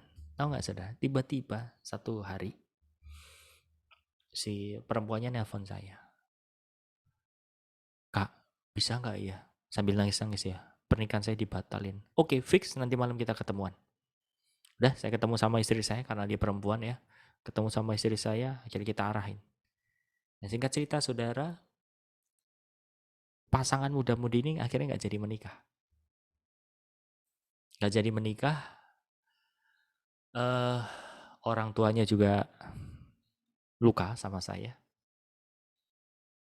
Karena lukanya pun karena anaknya nggak mau menceritakan. Anaknya bilang, Pak tolong jangan ngomong ke papa mama ya. Lah, kalau nggak ngomong ya nanti saya yang kena. Gara-gara saya, gara-gara kamu masuk RTM, kamu batal nikah gitu. Tapi anyway, masalah itu udah saya selesaikan. Saya udah ketemu orang tuanya, saya udah ceritakan bahwa batalnya orang ini menikah itu karena memang si lakinya itu masih kasihan, maksudnya dia judi, dia main perempuan, coba. Dia bilang kasihan kamu gitu. Akhirnya batal menikah. Dan tahu nggak apa yang terjadi saudara? Saya ingat banget, saya beberapa waktu lalu pelayanan ke Jogja. Terus si cowoknya ini, dia foto pistol sama peluru. Difoto ke si perempuan itu. Si perempuan itu kan yang saya layani kan. Terus ngasih ke saya, Pak, hati-hati ya. Ini kok si mantan saya ngancem kayak gini. Coba sudah, saya diancam loh pakai pistol itu. Saya mau cari yang namanya Agus. Fotonya ada, saya dikirim fotonya. Anda sempet nggak rasa takut? Sempet dong. Cuman langsung sekian detik saya bilang gini, nggak mungkin. Tuhan, aku nggak mungkin mati di tangan orang konyol seperti ini Tuhan. Aku percaya hidupku ada di tangan-Mu Tuhan. Kesadaran itu yang membuat apa? Menghilangkan rasa takut itu saudara. Dan singkat cerita, beberapa waktu kemudian, akhirnya saya ketemu sama lakinya ini dan kami ngobrol. Saya nggak diapa-apain tuh. Nah, hal yang mau saya bagikan adalah gini saudara. Ketika kita punya inner peace, kita punya damai di dalam diri kita, yaitu damai sejahtera Tuhan. Saya percaya ketakutan, kekhawatiran kita itu bisa kalah. Sama seperti yang dialami Tuhan Yesus. Tuhan Yesus dia bisa tidur di dalam gelombang yang tinggi, di dalam angin yang kencang, dia tetap tidur nyaman. Karena apa? Dia punya satu pemikiran gini, saya nggak bakal mati, saya nggak bakal tenggelam, karena saya itu matinya nanti di kayu salib. Nangkap satu message-nya Bapak Ibu sekalian ya. Itu yang saya pakai ketika apa? Ya itu tadi kalau misal di pesawat terjadi gitu-gitu segala macam ya. Saya mengingat kembali bahwa enggak, Tuhan punya destiny buat aku. Aku nggak bakal mati di sini. Itu yang membuat apa saudara? Mengalahkan rasa takut, mengalahkan rasa khawatir itu saudara. Ya, oke. Saya lanjut.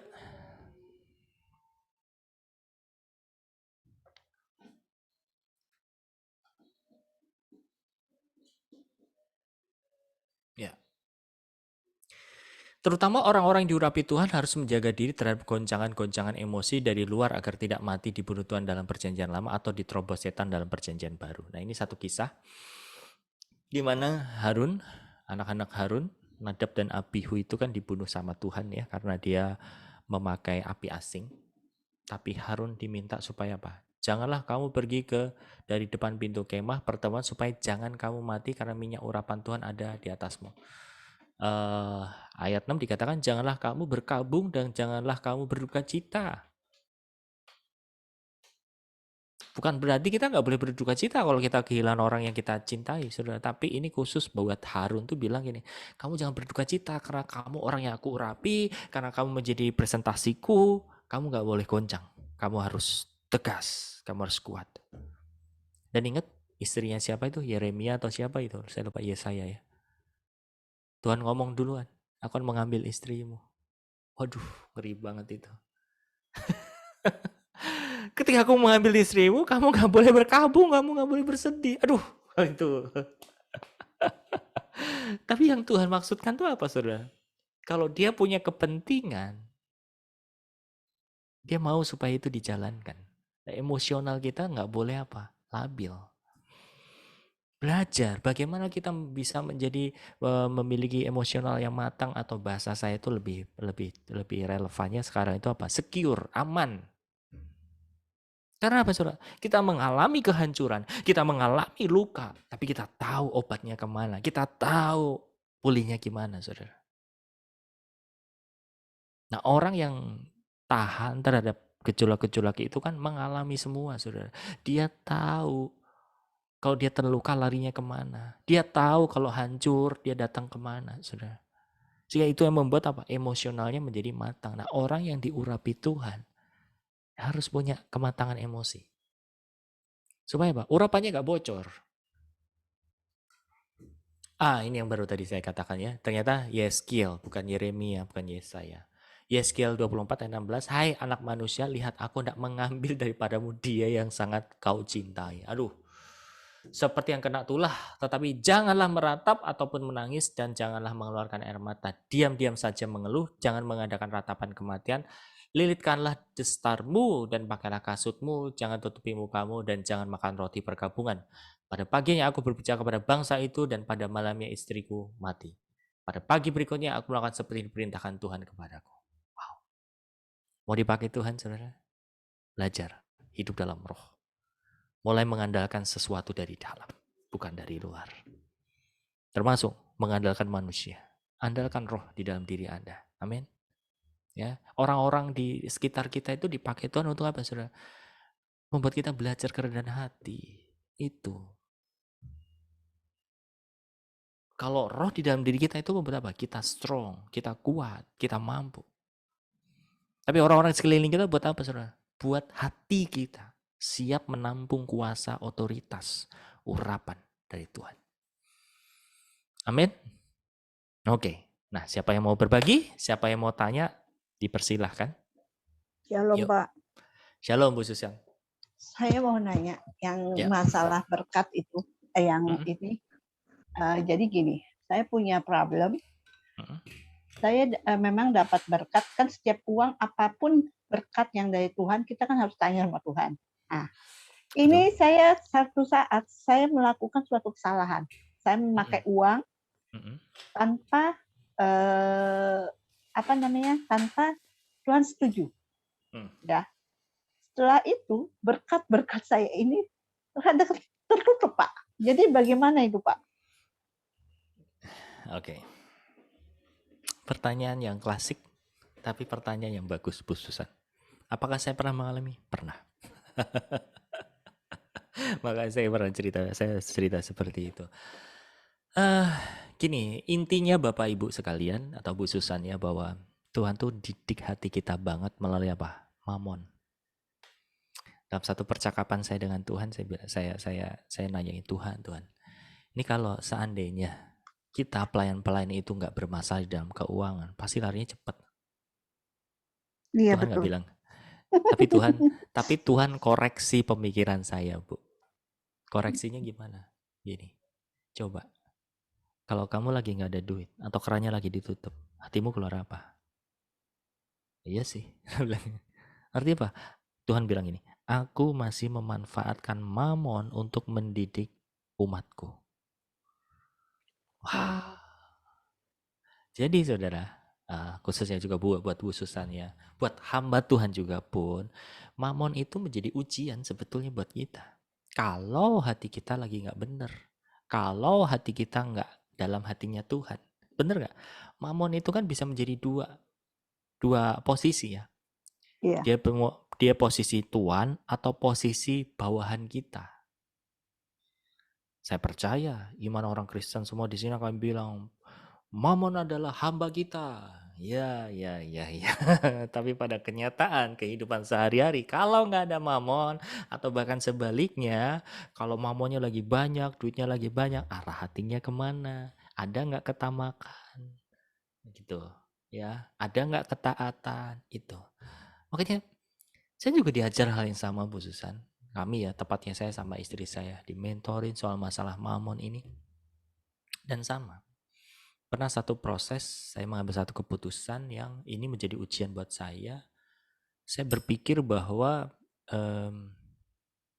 saya mampu untuk membayar tagihan setiap bulannya, ya, dari berkat Tuhan yang Tuhan berikan. Tapi setelah saya mengambil keputusan itu, tahu apa yang terjadi? Udah mampet itu keran. Pusing nggak pusing? Aduh ini salah ini. Tapi ya ini harus terjadi buat memproses hati saya gitu. Akhirnya apa? Yang saya lakukan adalah saya bertobat sama Tuhan satu. Minta ampun. Kalau udah minta ampun, udah jangan masa bersalah yang gimana-gimana, yang ini gara-gara ini nih, iya betul gara-gara itu. Tapi Tuhan setelah kita minta ampun, Bu Susan ya, Dia sudah mengampuni. Selanjutnya apa dong? Kok belum dikasih kepercayaan? Tuhan mau mendidik hati kita, Bu, supaya satu nih ya, mamon tidak jadi tuan atas hidup kita. Mamon itu benar-benar akan menjadi bawahan kita. Kita tidak di-drive oleh karena ada duit, nggak ada duit. Karena pernah saya pun berpikir gini loh, saya ngambek sama Tuhan. Tugas dan tanggung jawab tambah, tapi kayak nggak dibarengi dengan berkat yang masuk. Coba. Sama kalau misalkan Bapak Ibu sekalian ya kerja di sekuler, Anda naik pangkat, naik jabatan, nggak disertai sama gaji yang nambah. Protes nggak coba? Dagingnya pasti protes. Ngomel-ngomel. Ini tuh tanggung jawab gede, pangkat naik, gaji gak naik. Tapi kalau misal saya protes kayak gitu, berarti sedang protes sama siapa? Protes sama Tuhan dong. Saya ditegur sama Roh Kudus. Kamu hamba upahan. Aduh, itu hancur sih. Terus Roh Kudus ingetin, ingat, hidupmu itu bukan milikmu lagi loh Gus. Kamu tuh sudah ditebus dengan darahnya mahal. Di situ saya nangis. Itu di jalan saya Bu Susan, nangis saya. Akhirnya sejak saat itu, oke Tuhan, apapun yang terjadi, saya nggak akan mundur. Alih-alihnya apa? Saya mau break dulu Tuhan. Saya mau istirahat dulu Tuhan. Saya ngomong kok sama Tuhan, saya nggak ninggalin Tuhan, enggak. Saya cuma bilang sama Tuhan, Tuhan kalau kayak gini keadaannya, mending lebih baik saya break dulu sampai Engkau kasih modal, baru aku gerak lagi. Yang Tuhan mau nggak kayak gitu. Kamu harus belajar, kamu harus exercise iman kamu, hati kamu. Sampai berkat turun lagi. Gitu. Dan nangkep poinnya Bu Susan ya. Yang pertama adalah langkahnya minta ampun pasti. Yang kedua, nanya sama Tuhan, Tuhan didikanmu apa? Yang ketiga, yang terakhir adalah apa? Ini. Tuhan sebetulnya sedang mengajarkan kepada kita adalah apa, saudara? Uang bukan lagi jadi soal. Ya. Itu benar-benar dibuat kayak, ya udah Tuhan, damai sejahtera dan sukacita kita bukan karena ada mamon, nggak ada mamon. Ada duit, nggak ada duit. Tapi Tuhan hadir nggak di situ. Itu. Ya, saya percaya Bu Susan sudah melangkah poin 1, benar nggak? Nah, sekarang poin 2, poin 3-nya. Dengerin dan belajar mengucap syukur, bangun iman dan exercise. Ya.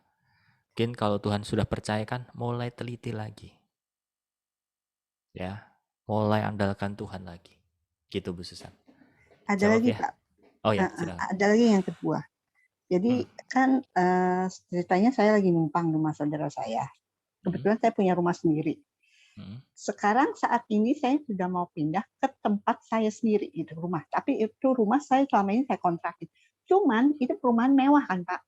Mhm. Pengeluaran setiap bulan itu lebih daripada pengeluaran rumahnya orang biasa gitu Pak. Tapi Tuhan bicara begini, kamu belum melangkah aja. Saya bilang gini, nah kalau saya pindah itu, ya kebaikan sama kayak Pak Agus, saya mikir gini, bisa nggak saya nutup setiap bulannya untuk pengeluaran biaya itu rumah. Nah, cuman Tuhan pun jawab gini, belum melangkah aja, kamu sudah ragu gitu Pak. Jadi gimana Pak? Ini benar-benar terjadi.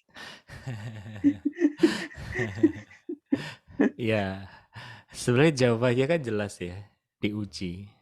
Kalau Gimana? memang itu yakin dari Tuhan, jalan aja. Karena sometimes Tuhan mau tahu langkah kita, langkah iman kita. Gitu. Tapi gini, dan ada tapinya.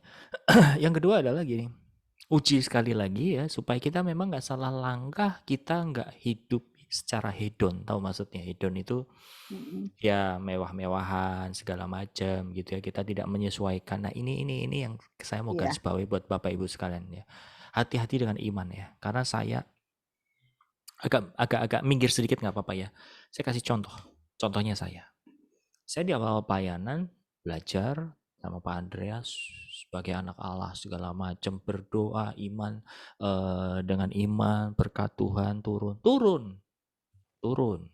Akhirnya apa? Pelayanan ke sana kemari, saya itu nggak naik ojek, dulu belum ada Gojek. Nggak naik ojek, nggak naik Metro Mini karena saya tinggal di Jakarta, nggak naik angkot. Saya naik apa? Selalu panggil taksi. Saya waktu itu belum married ceritanya, tapi udah kenal istri saya. Calon istri saya waktu itu cuma bilang gini, emang harus naik taksi ya kalau kamu ke tempat pelayanan itu? Emang nggak bisa naik angkutan umum gitu atau apa? Itu tuh rasanya kayak saya tuh ditampol apa ya, kayak harga diri saya, egoisme saya itu nggak terima loh. Saya kan anak Allah, saya bisa minta sama Bapa di surga untuk mencukupkan itu segala. Benar saya tuh protes kayak gitu. Tapi yang Tuhan mau adalah apa? Kerendahan hati. Jujur nggak enak, hati saya nggak terima. Saya bingung antara anak Allah dan kerendahan hati. Itu. Ya betul Pak. Ya, akhirnya oke. Wow, sekali dua kali saya agak protes, keringetan segala macam. Dalam hati gini, ini duit ada, berkat ada, tapi kenapa saya harus memilih ini? Saya terlalu protes, saya gitu. Sampai titik di mana Bu Susan? Saya harus let go. Saya harus belajar. Oke, saya anak Allah. Kalau saya naik angkot, itu nggak nyoret saya identitasnya sebagai anak Allah kok. Kalau saya naik Metro Mini, itu nggak nyoret kok identitas saya sebagai anak Allah. Tahu nggak? Kalau saya naik ojek, itu nggak nyoret kok saya sebagai anak Allah. Tapi tolong ini buat semua juga ya, belajar di revival juga ya. Jangan salah artikan iman sebagai anak Allah itu untuk membangun kehidupan yang hedonisme. Kehidupan yang serba mewah, serba instan, segala macam. Bukan berarti Tuhan nggak mau, nggak boleh. Boleh. Sesekali Tuhan izinkan. Tapi kalau itu menjadi lifestyle, ya itu berarti lifestyle hedonisme. Gitu. Nah itu, maaf Pak, saya putus dulu. Ini memang posisinya memang agak sulit ya. Mungkin juga Tuhan tuh mau menaikkan, salah satu sisi mau menaikkan kita sebagai anak Allah. Tapi karena kita dari dulu hidupnya selalu yang biasa-biasa sajalah. Kalau saya kebalikan sama Pak Agus, mau gimana pun juga ya saya mikir, udahlah, buat apa sih yang harus yang begitu gitu loh. Yang biasa ini gimana? Cuman kadang-kadang ada beberapa orang ngomong, kamu jangan malu-maluin Tuhan dong kalau kamu berbuat begitu gitu loh. Cuman kadang-kadang pemikiran itu yang bikin apa ya, mix gitu Pak. Ya memang jadi gimana ya? Satu sisi gini, cuman ya memang sih kalau pelayan itu tempat orang yang mewah segala macam, ya kita nggak mungkin pakai yang biasa, yang orang dia bisa underestimate kita kan. Cuma kadang-kadang kita juga gimana gitu Pak. Itu bedakannya bagaimana Pak? Ya ini butuh kepekaan di hati ya. Nah kepekaannya lebih kepada kerendahan hati itu Bu Susan.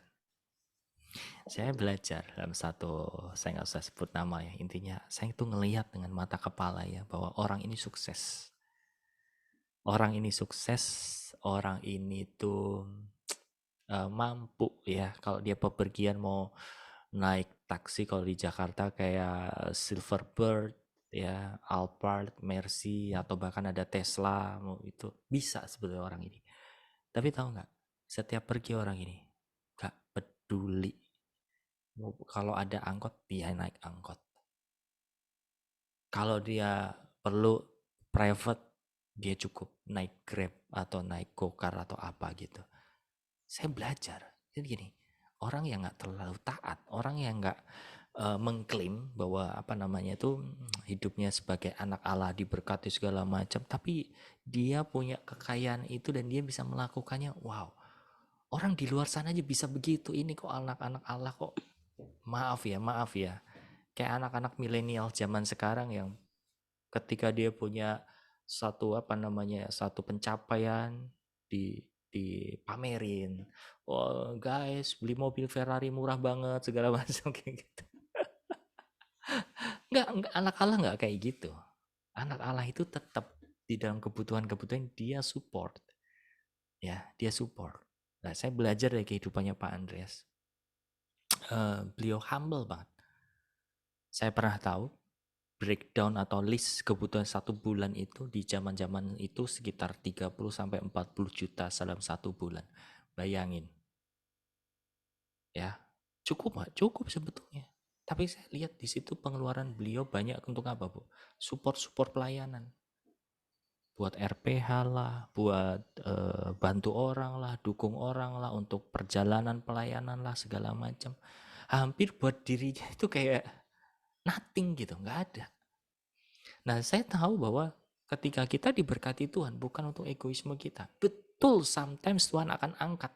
Nah, masalahnya ketika kita diangkat itu karena memang ini menjadi satu kebutuhan di dalam jiwa kita, pengen kita mendapat pengakuan atau memang mau Tuhan. Kalau mau Tuhan, biarkan saja, Bu. Maksudnya gini, Tuhan kalau ini engkau, oke, aku mau nunggu rambu-rambu daripadamu. Engkau yang mau, engkau yang membuktikan. Itu aja Bu, buat membuktikannya. Karena memang soal masalah hati itu kayak butuh Beda-beda tipis. pengujian banget. Iya, beda-beda tipis. Betul, betul. Kalau Nangkep salah poinnya ya? arah, ya Iya. nangkep, Pak. Nah, diuji bener-bener hatinya ini arahnya kemana. Diminta diterangi sama Tuhan. Ya.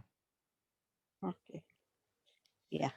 Makasih, Pak. Oke, sama-sama Bu Susan. Semangat ya. Oke, ada lagi Bapak Ibu sekalian? Saya mau berbagi, Pak Agus. Oke, silakan Bu Mega. Iya, saya mau menyambung Bu Susan tadi ya. Mungkin menyambung atau enggak.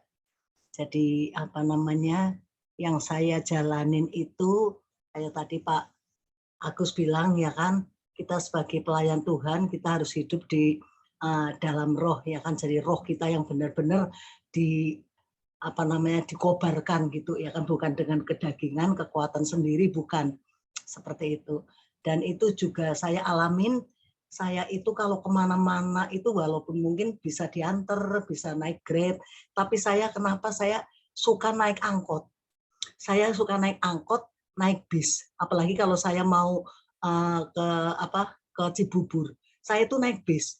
Nah pada saat karena jadi Roh Kudus cuma tuntun gini, kamu di bis, kamu di angkot, kamu nanti bisa berkenalan dengan orang-orang, dengan jiwa-jiwa seperti itu.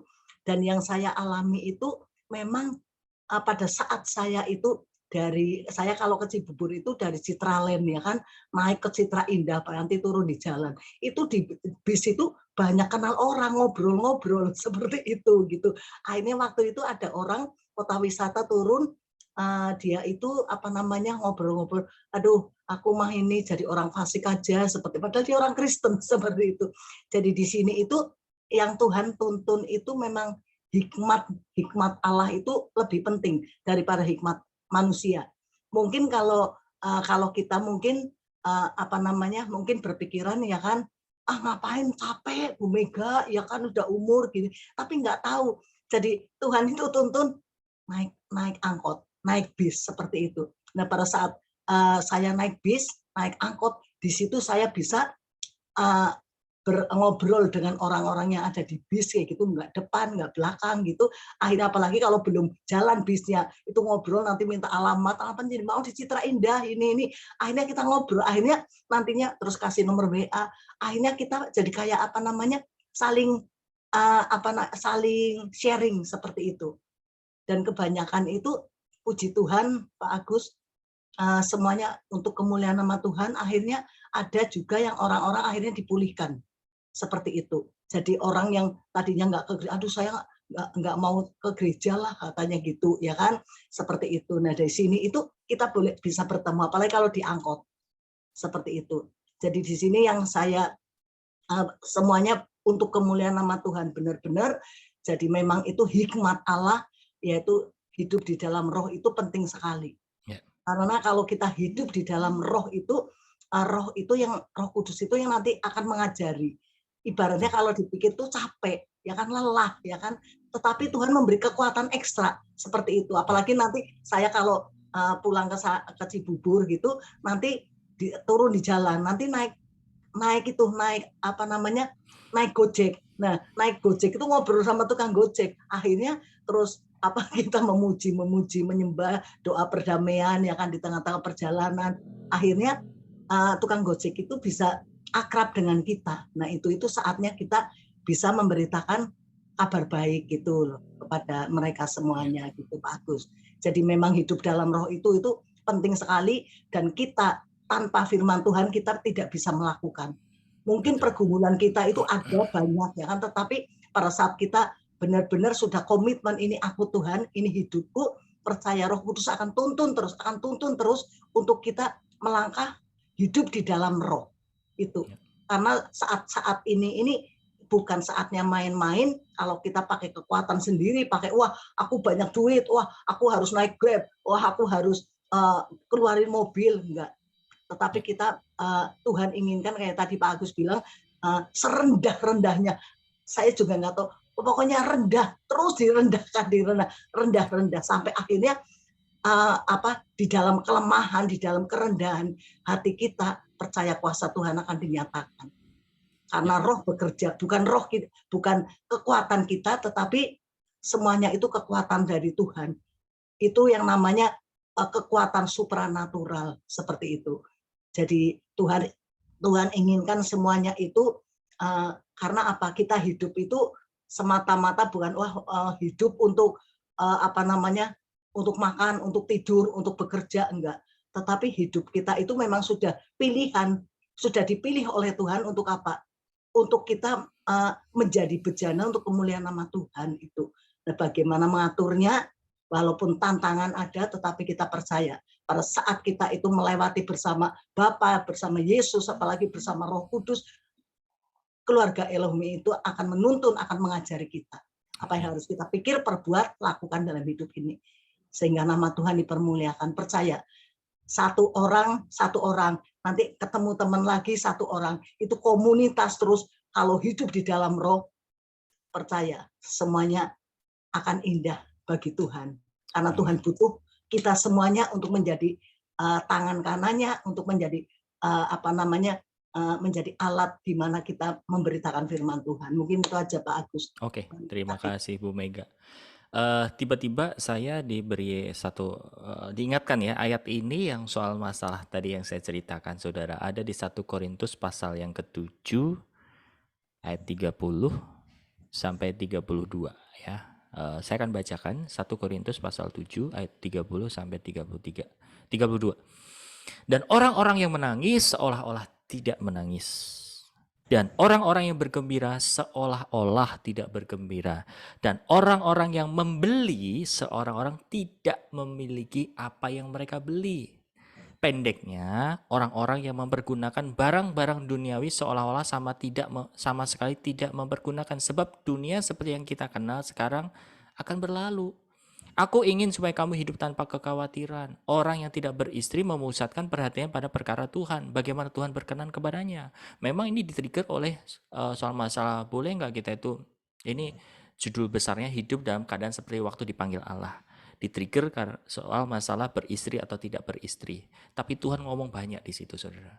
Seperti itu tadi, kita itu sebagai orang-orang kerajaan surga harus punya hati yang seperti itu. Punya kayak nggak punya. Nggak punya seperti punya. Ngerti maksudnya? Itu iman yang harus kita bangun, saudara. Ya, jadi bukan berarti ketika saya ingat, ternyata ketika tadi saya cerita seperti itu ya pelayanan udah nggak manja lagi segala macam, itu akhirnya membuat mental hati itu siap dengan segala kondisi. Waktu itu pernah kami pelayanan juga ke daerah ke Sumba ya. Kami tuh naik mobil pickup Kijang yang kotak itu, saudara, itu udah maaf ya udah nggak layak sebenarnya. Tapi kita dikasih kendaraan itu. Kesana kemari ya dibak. Panas kepanasan, malam dingin kedinginan. Ya, kami lalui. Terus sebelum pandemi, saya tuh lagi coaching atau lagi membimbing satu orang yang dia sudah menjadi pelayan Tuhan di satu gereja besar di daerah Tangerang. Kami janjian seminggu sekali atau 2 minggu sekali kami pemuridan. Yang saya layani berapa orang? 1 orang. 1 orang. Rumahnya di BSD, saya tinggal di Jakarta Timur.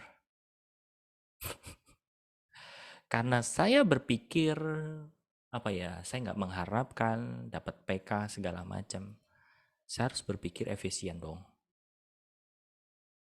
Tahu sendiri ya, kalau misalkan saya ya bawa kendaraan pribadi, bensin berapa, PP bisa 100 ribu. Tol pulang pergi berapa? 50.000 lewat. Sekali jalan belum makan ya. Sekali jalan itu bisa 150 sampai 200 ribu. Kalau saya berharap nanti dapat PK, saya akan hajar itu, ya udah deh. Toh juga pasti nanti akan dapat PK atau uang transport segala macam. Tapi karena otaknya nggak di situ, Bapak Ibu sekalian. Yang saya lakukan adalah apa? Saya habis drop istri saya di kantor, saya pergi ke stasiun. Saya parkir kendaraan di sana. Saya dari Jakarta ke BSD naik kereta. Saya alami itu beberapa bulan, hampir 1 tahun. Ya. Kalau Tuhan nggak didik saya di awal sebagai pelayan harus merendahkan hati segala macam, saya bisa manja. Ya, jadi ingat, kita sebagai anak Allah betul kita dapat privilege. Kita dapat privilege, tapi ingat, hati-hati, privilege itu karena memang kita mau mewah, mau hedon, atau memang Tuhan yang akan sediakan. Contohnya kayak apa? Gini. Saya kasih tahu contoh. Ini hari-hari ini tuh Budina lagi ke Turki, saudara. Saya belajar kerendahan hati beliau.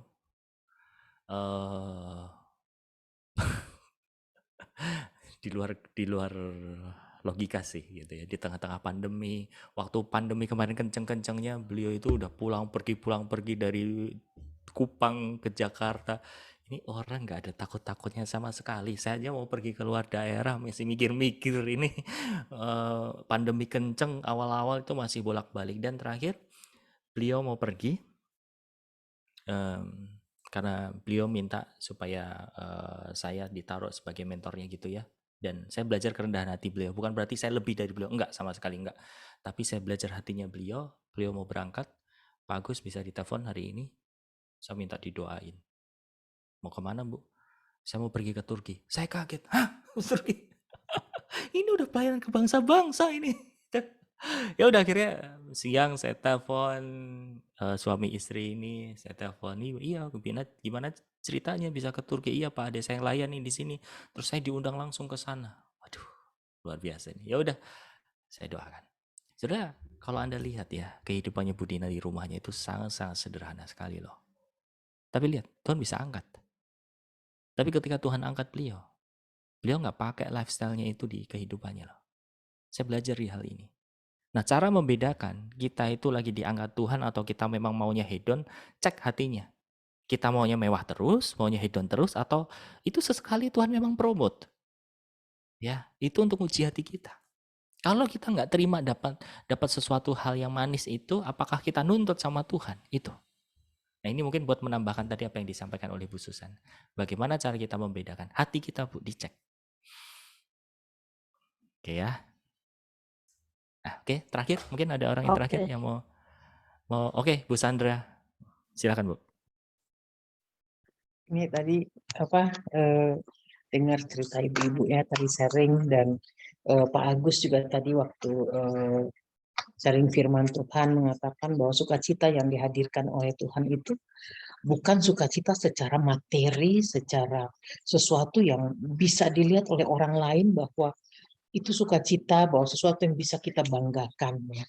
Saya sadar beberapa hari yang lalu waktu saya lagi dalam perjalanan ke suatu tempat, saya tuh tiba-tiba disadarkan kayak Roh Kudus tuh ingetin saya bahwa ada satu peristiwa di mana saya kalau telepon sama orang tua sering kita sharing dia cerita tentang gimana kasih Tuhan luar biasa dalam hidupnya. Dan ada satu cerita di mana ada ponakan saya itu dia orang tuanya divorce. Dia harus mengurus adiknya 3 orang. Dia anak tertua. Jadi setiap hari dia naik motor nganter adik-adiknya sekolah karena sekarang sekolah sudah offline, sudah PTM. Jadi dia sibuk sekali nganter ini, tapi dia juga harus kuliah dan tempat kuliahnya itu jauh. Ya, di kampung halaman di Kupang itu universitasnya kampusnya jauh dari rumah. Tapi satu hal yang luar biasa, dia nggak pernah kena lampu merah. Sepanjang hari dia bolak-balik nganter adiknya pergi sekolah, nganter sekolah, dia juga ke kampus. Dia nggak pernah kena lampu merah. Dia cerita sama mama saya, kalau Oma, pokok setiap hari kalau kakak jalan itu selalu lampu hijau.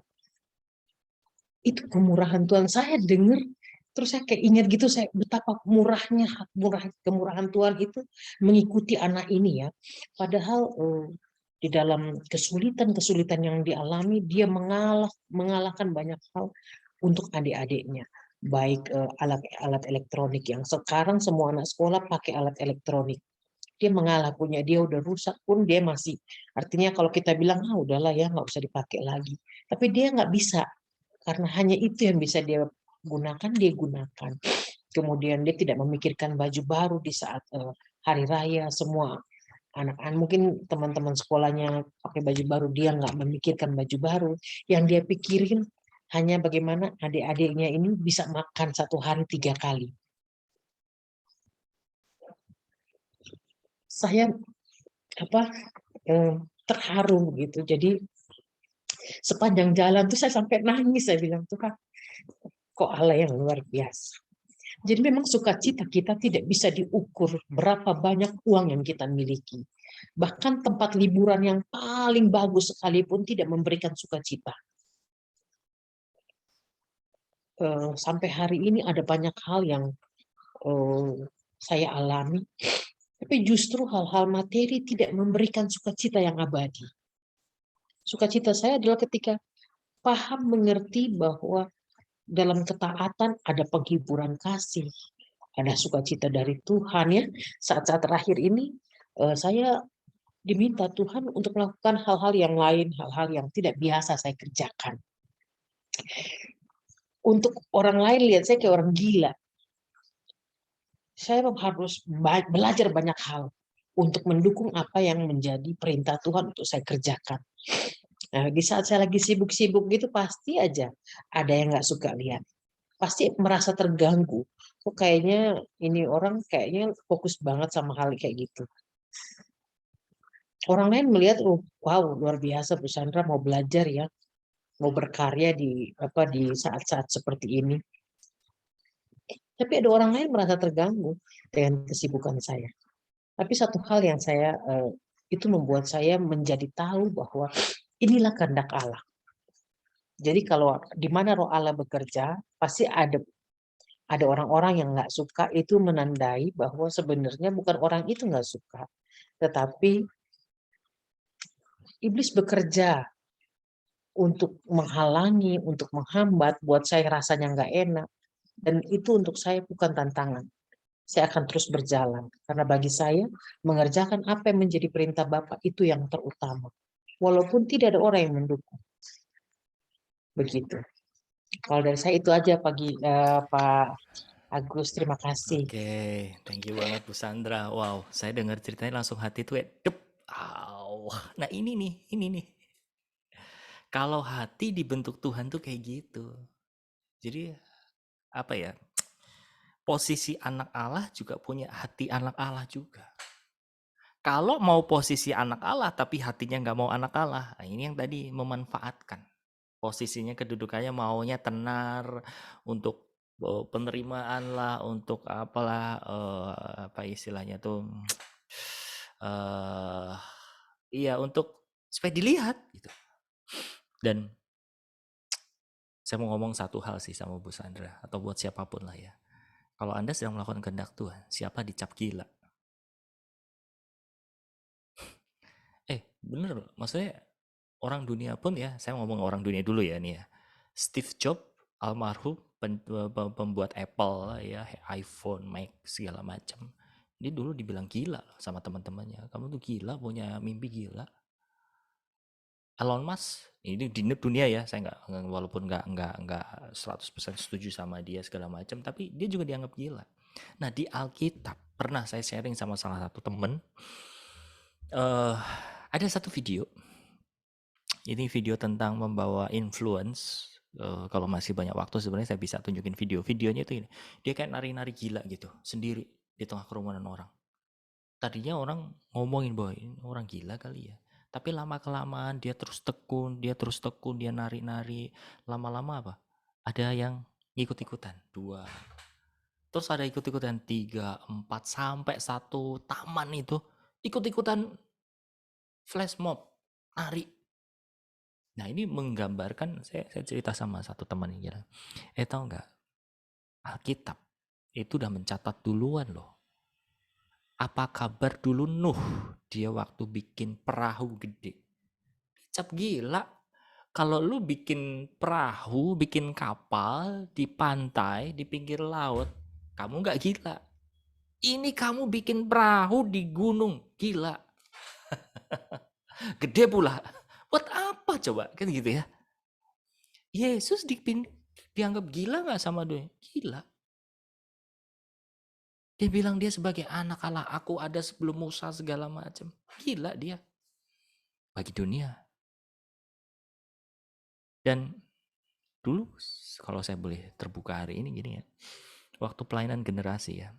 Mulai memberi diri buat generasi-generasi di bawah saya segala macam. Banyak tekanan kanan kiri dan bahkan jujur saya harus kehilangan beberapa pelayanan gitu ya demi fokus ke arah situ. Sempat tertuduh ya. Dia bilang, ini pelayanan yang saya ambil tuh bener nggak ya ngumpulin anak-anak muda gitu ya dengan cara seperti ini. Sempat insecure ya, tapi saya uji, ya udah deh. Bukan mungkin ya, buahnya nggak bisa dilihat tahun pertama, tahun kedua. One day, nanti sama-sama cek. Kalau memang saya yang salah, oke, saya akan bertobat, saya akan tinggalkan. Tapi kalau memang berdampak, ini adalah kehendak Tuhan.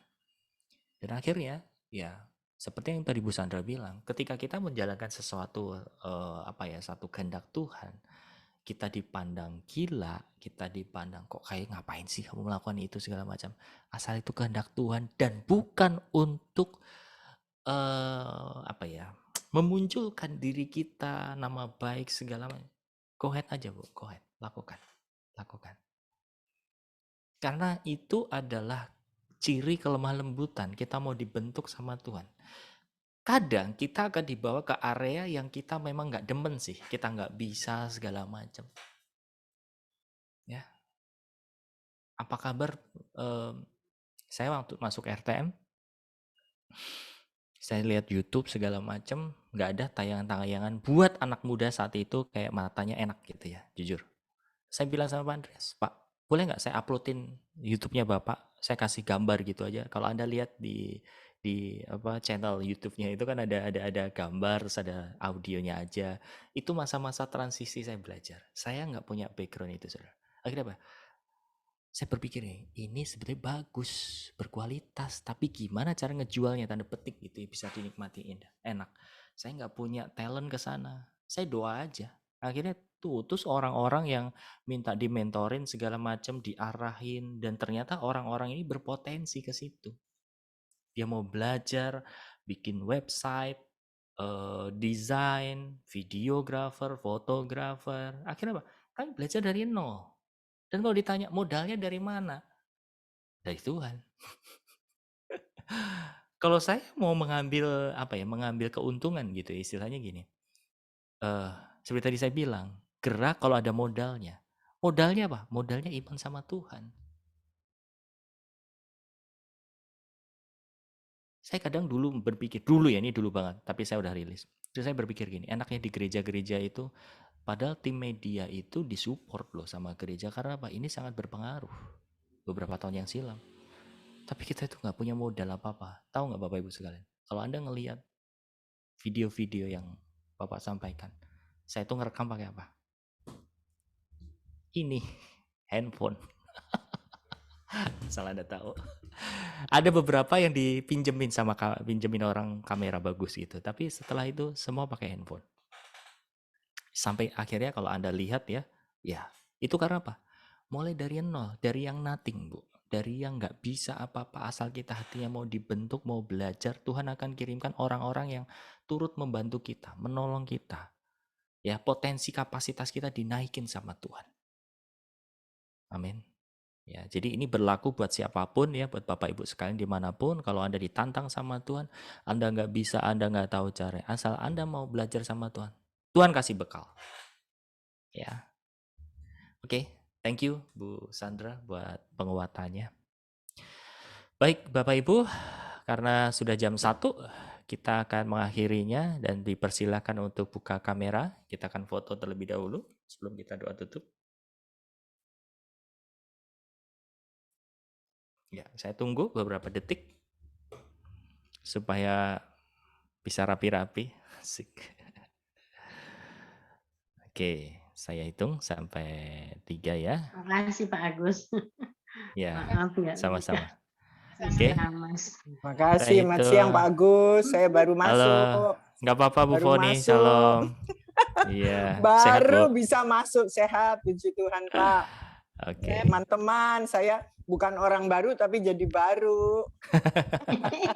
Terima kasih loh Bu buat kerendahan hatinya. Semoga untuk selanjutnya saya bisa mengikuti Amin. terus ya Pak Agus. Amin Bu. Kasih. Oke, kita foto sebentar ya. 1, 2, dan 3. Oke, satu layar lagi. Sabar, sabar. 1, 2, dan 3. Oke, mari kita bersatu hati. Makasih Pak Agus. Makasih Pak Bapak, Agus. terima kasih. Kami mengucap syukur. Kami beroleh kehidupan di dalam roh kami. Engkau menguatkan roh kami sehingga jiwa dan tubuh kami pun turut disehatkan, turut diperkuat. Kami boleh memiliki damai sejahtera di dalam roh, sukacita di dalam roh. Sehingga apapun musimnya, apapun keadaannya, kami nggak terpengaruh. Kami nggak terpengaruh karena sukacita kami, berkat yang kami terima, damai sejahtera yang kami punya, itu semua dari dalam. Dan kami sudah terima itu di dalam. Terima kasih Bapak. Dan berdoa saat ini, anak-Mu buat setiap anak-anak Allah dimanapun mereka sedang berada, sedang bergumul dalam finansialnya. Tuhan, ajari hati untuk betul-betul hati mereka tidak terpaut sama mamon. Mereka tidak berada di bawahnya mamon. Ajari hati mereka untuk hanya terpaut, terfokus hanya kepada Engkau, siapa Tuhan atas pribadi mereka. Penghidupan dan kebutuhan-kebutuhannya itu hanya penunjang kehidupan secara fisik. Engkau sudah menyediakan berkat di alam roh, di surga. Mereka semua boleh terima saat ini, dan kami mau realisasikan itu di alam materi. Segala keperluan, kebutuhan yang kami perlukan, Tuhan, Engkau memberikan itu. Dan kami terima dengan iman di alam roh, terrealisasi di alam materi ini. Di dalam nama Tuhan Yesus, terima kasih Tuhan. Dan biarlah hari-hari ini boleh kami mempresentasikan kekudusan-Mu, keilahian-Mu, kemuliaan-Mu dalam kehidupan kami sehari-hari.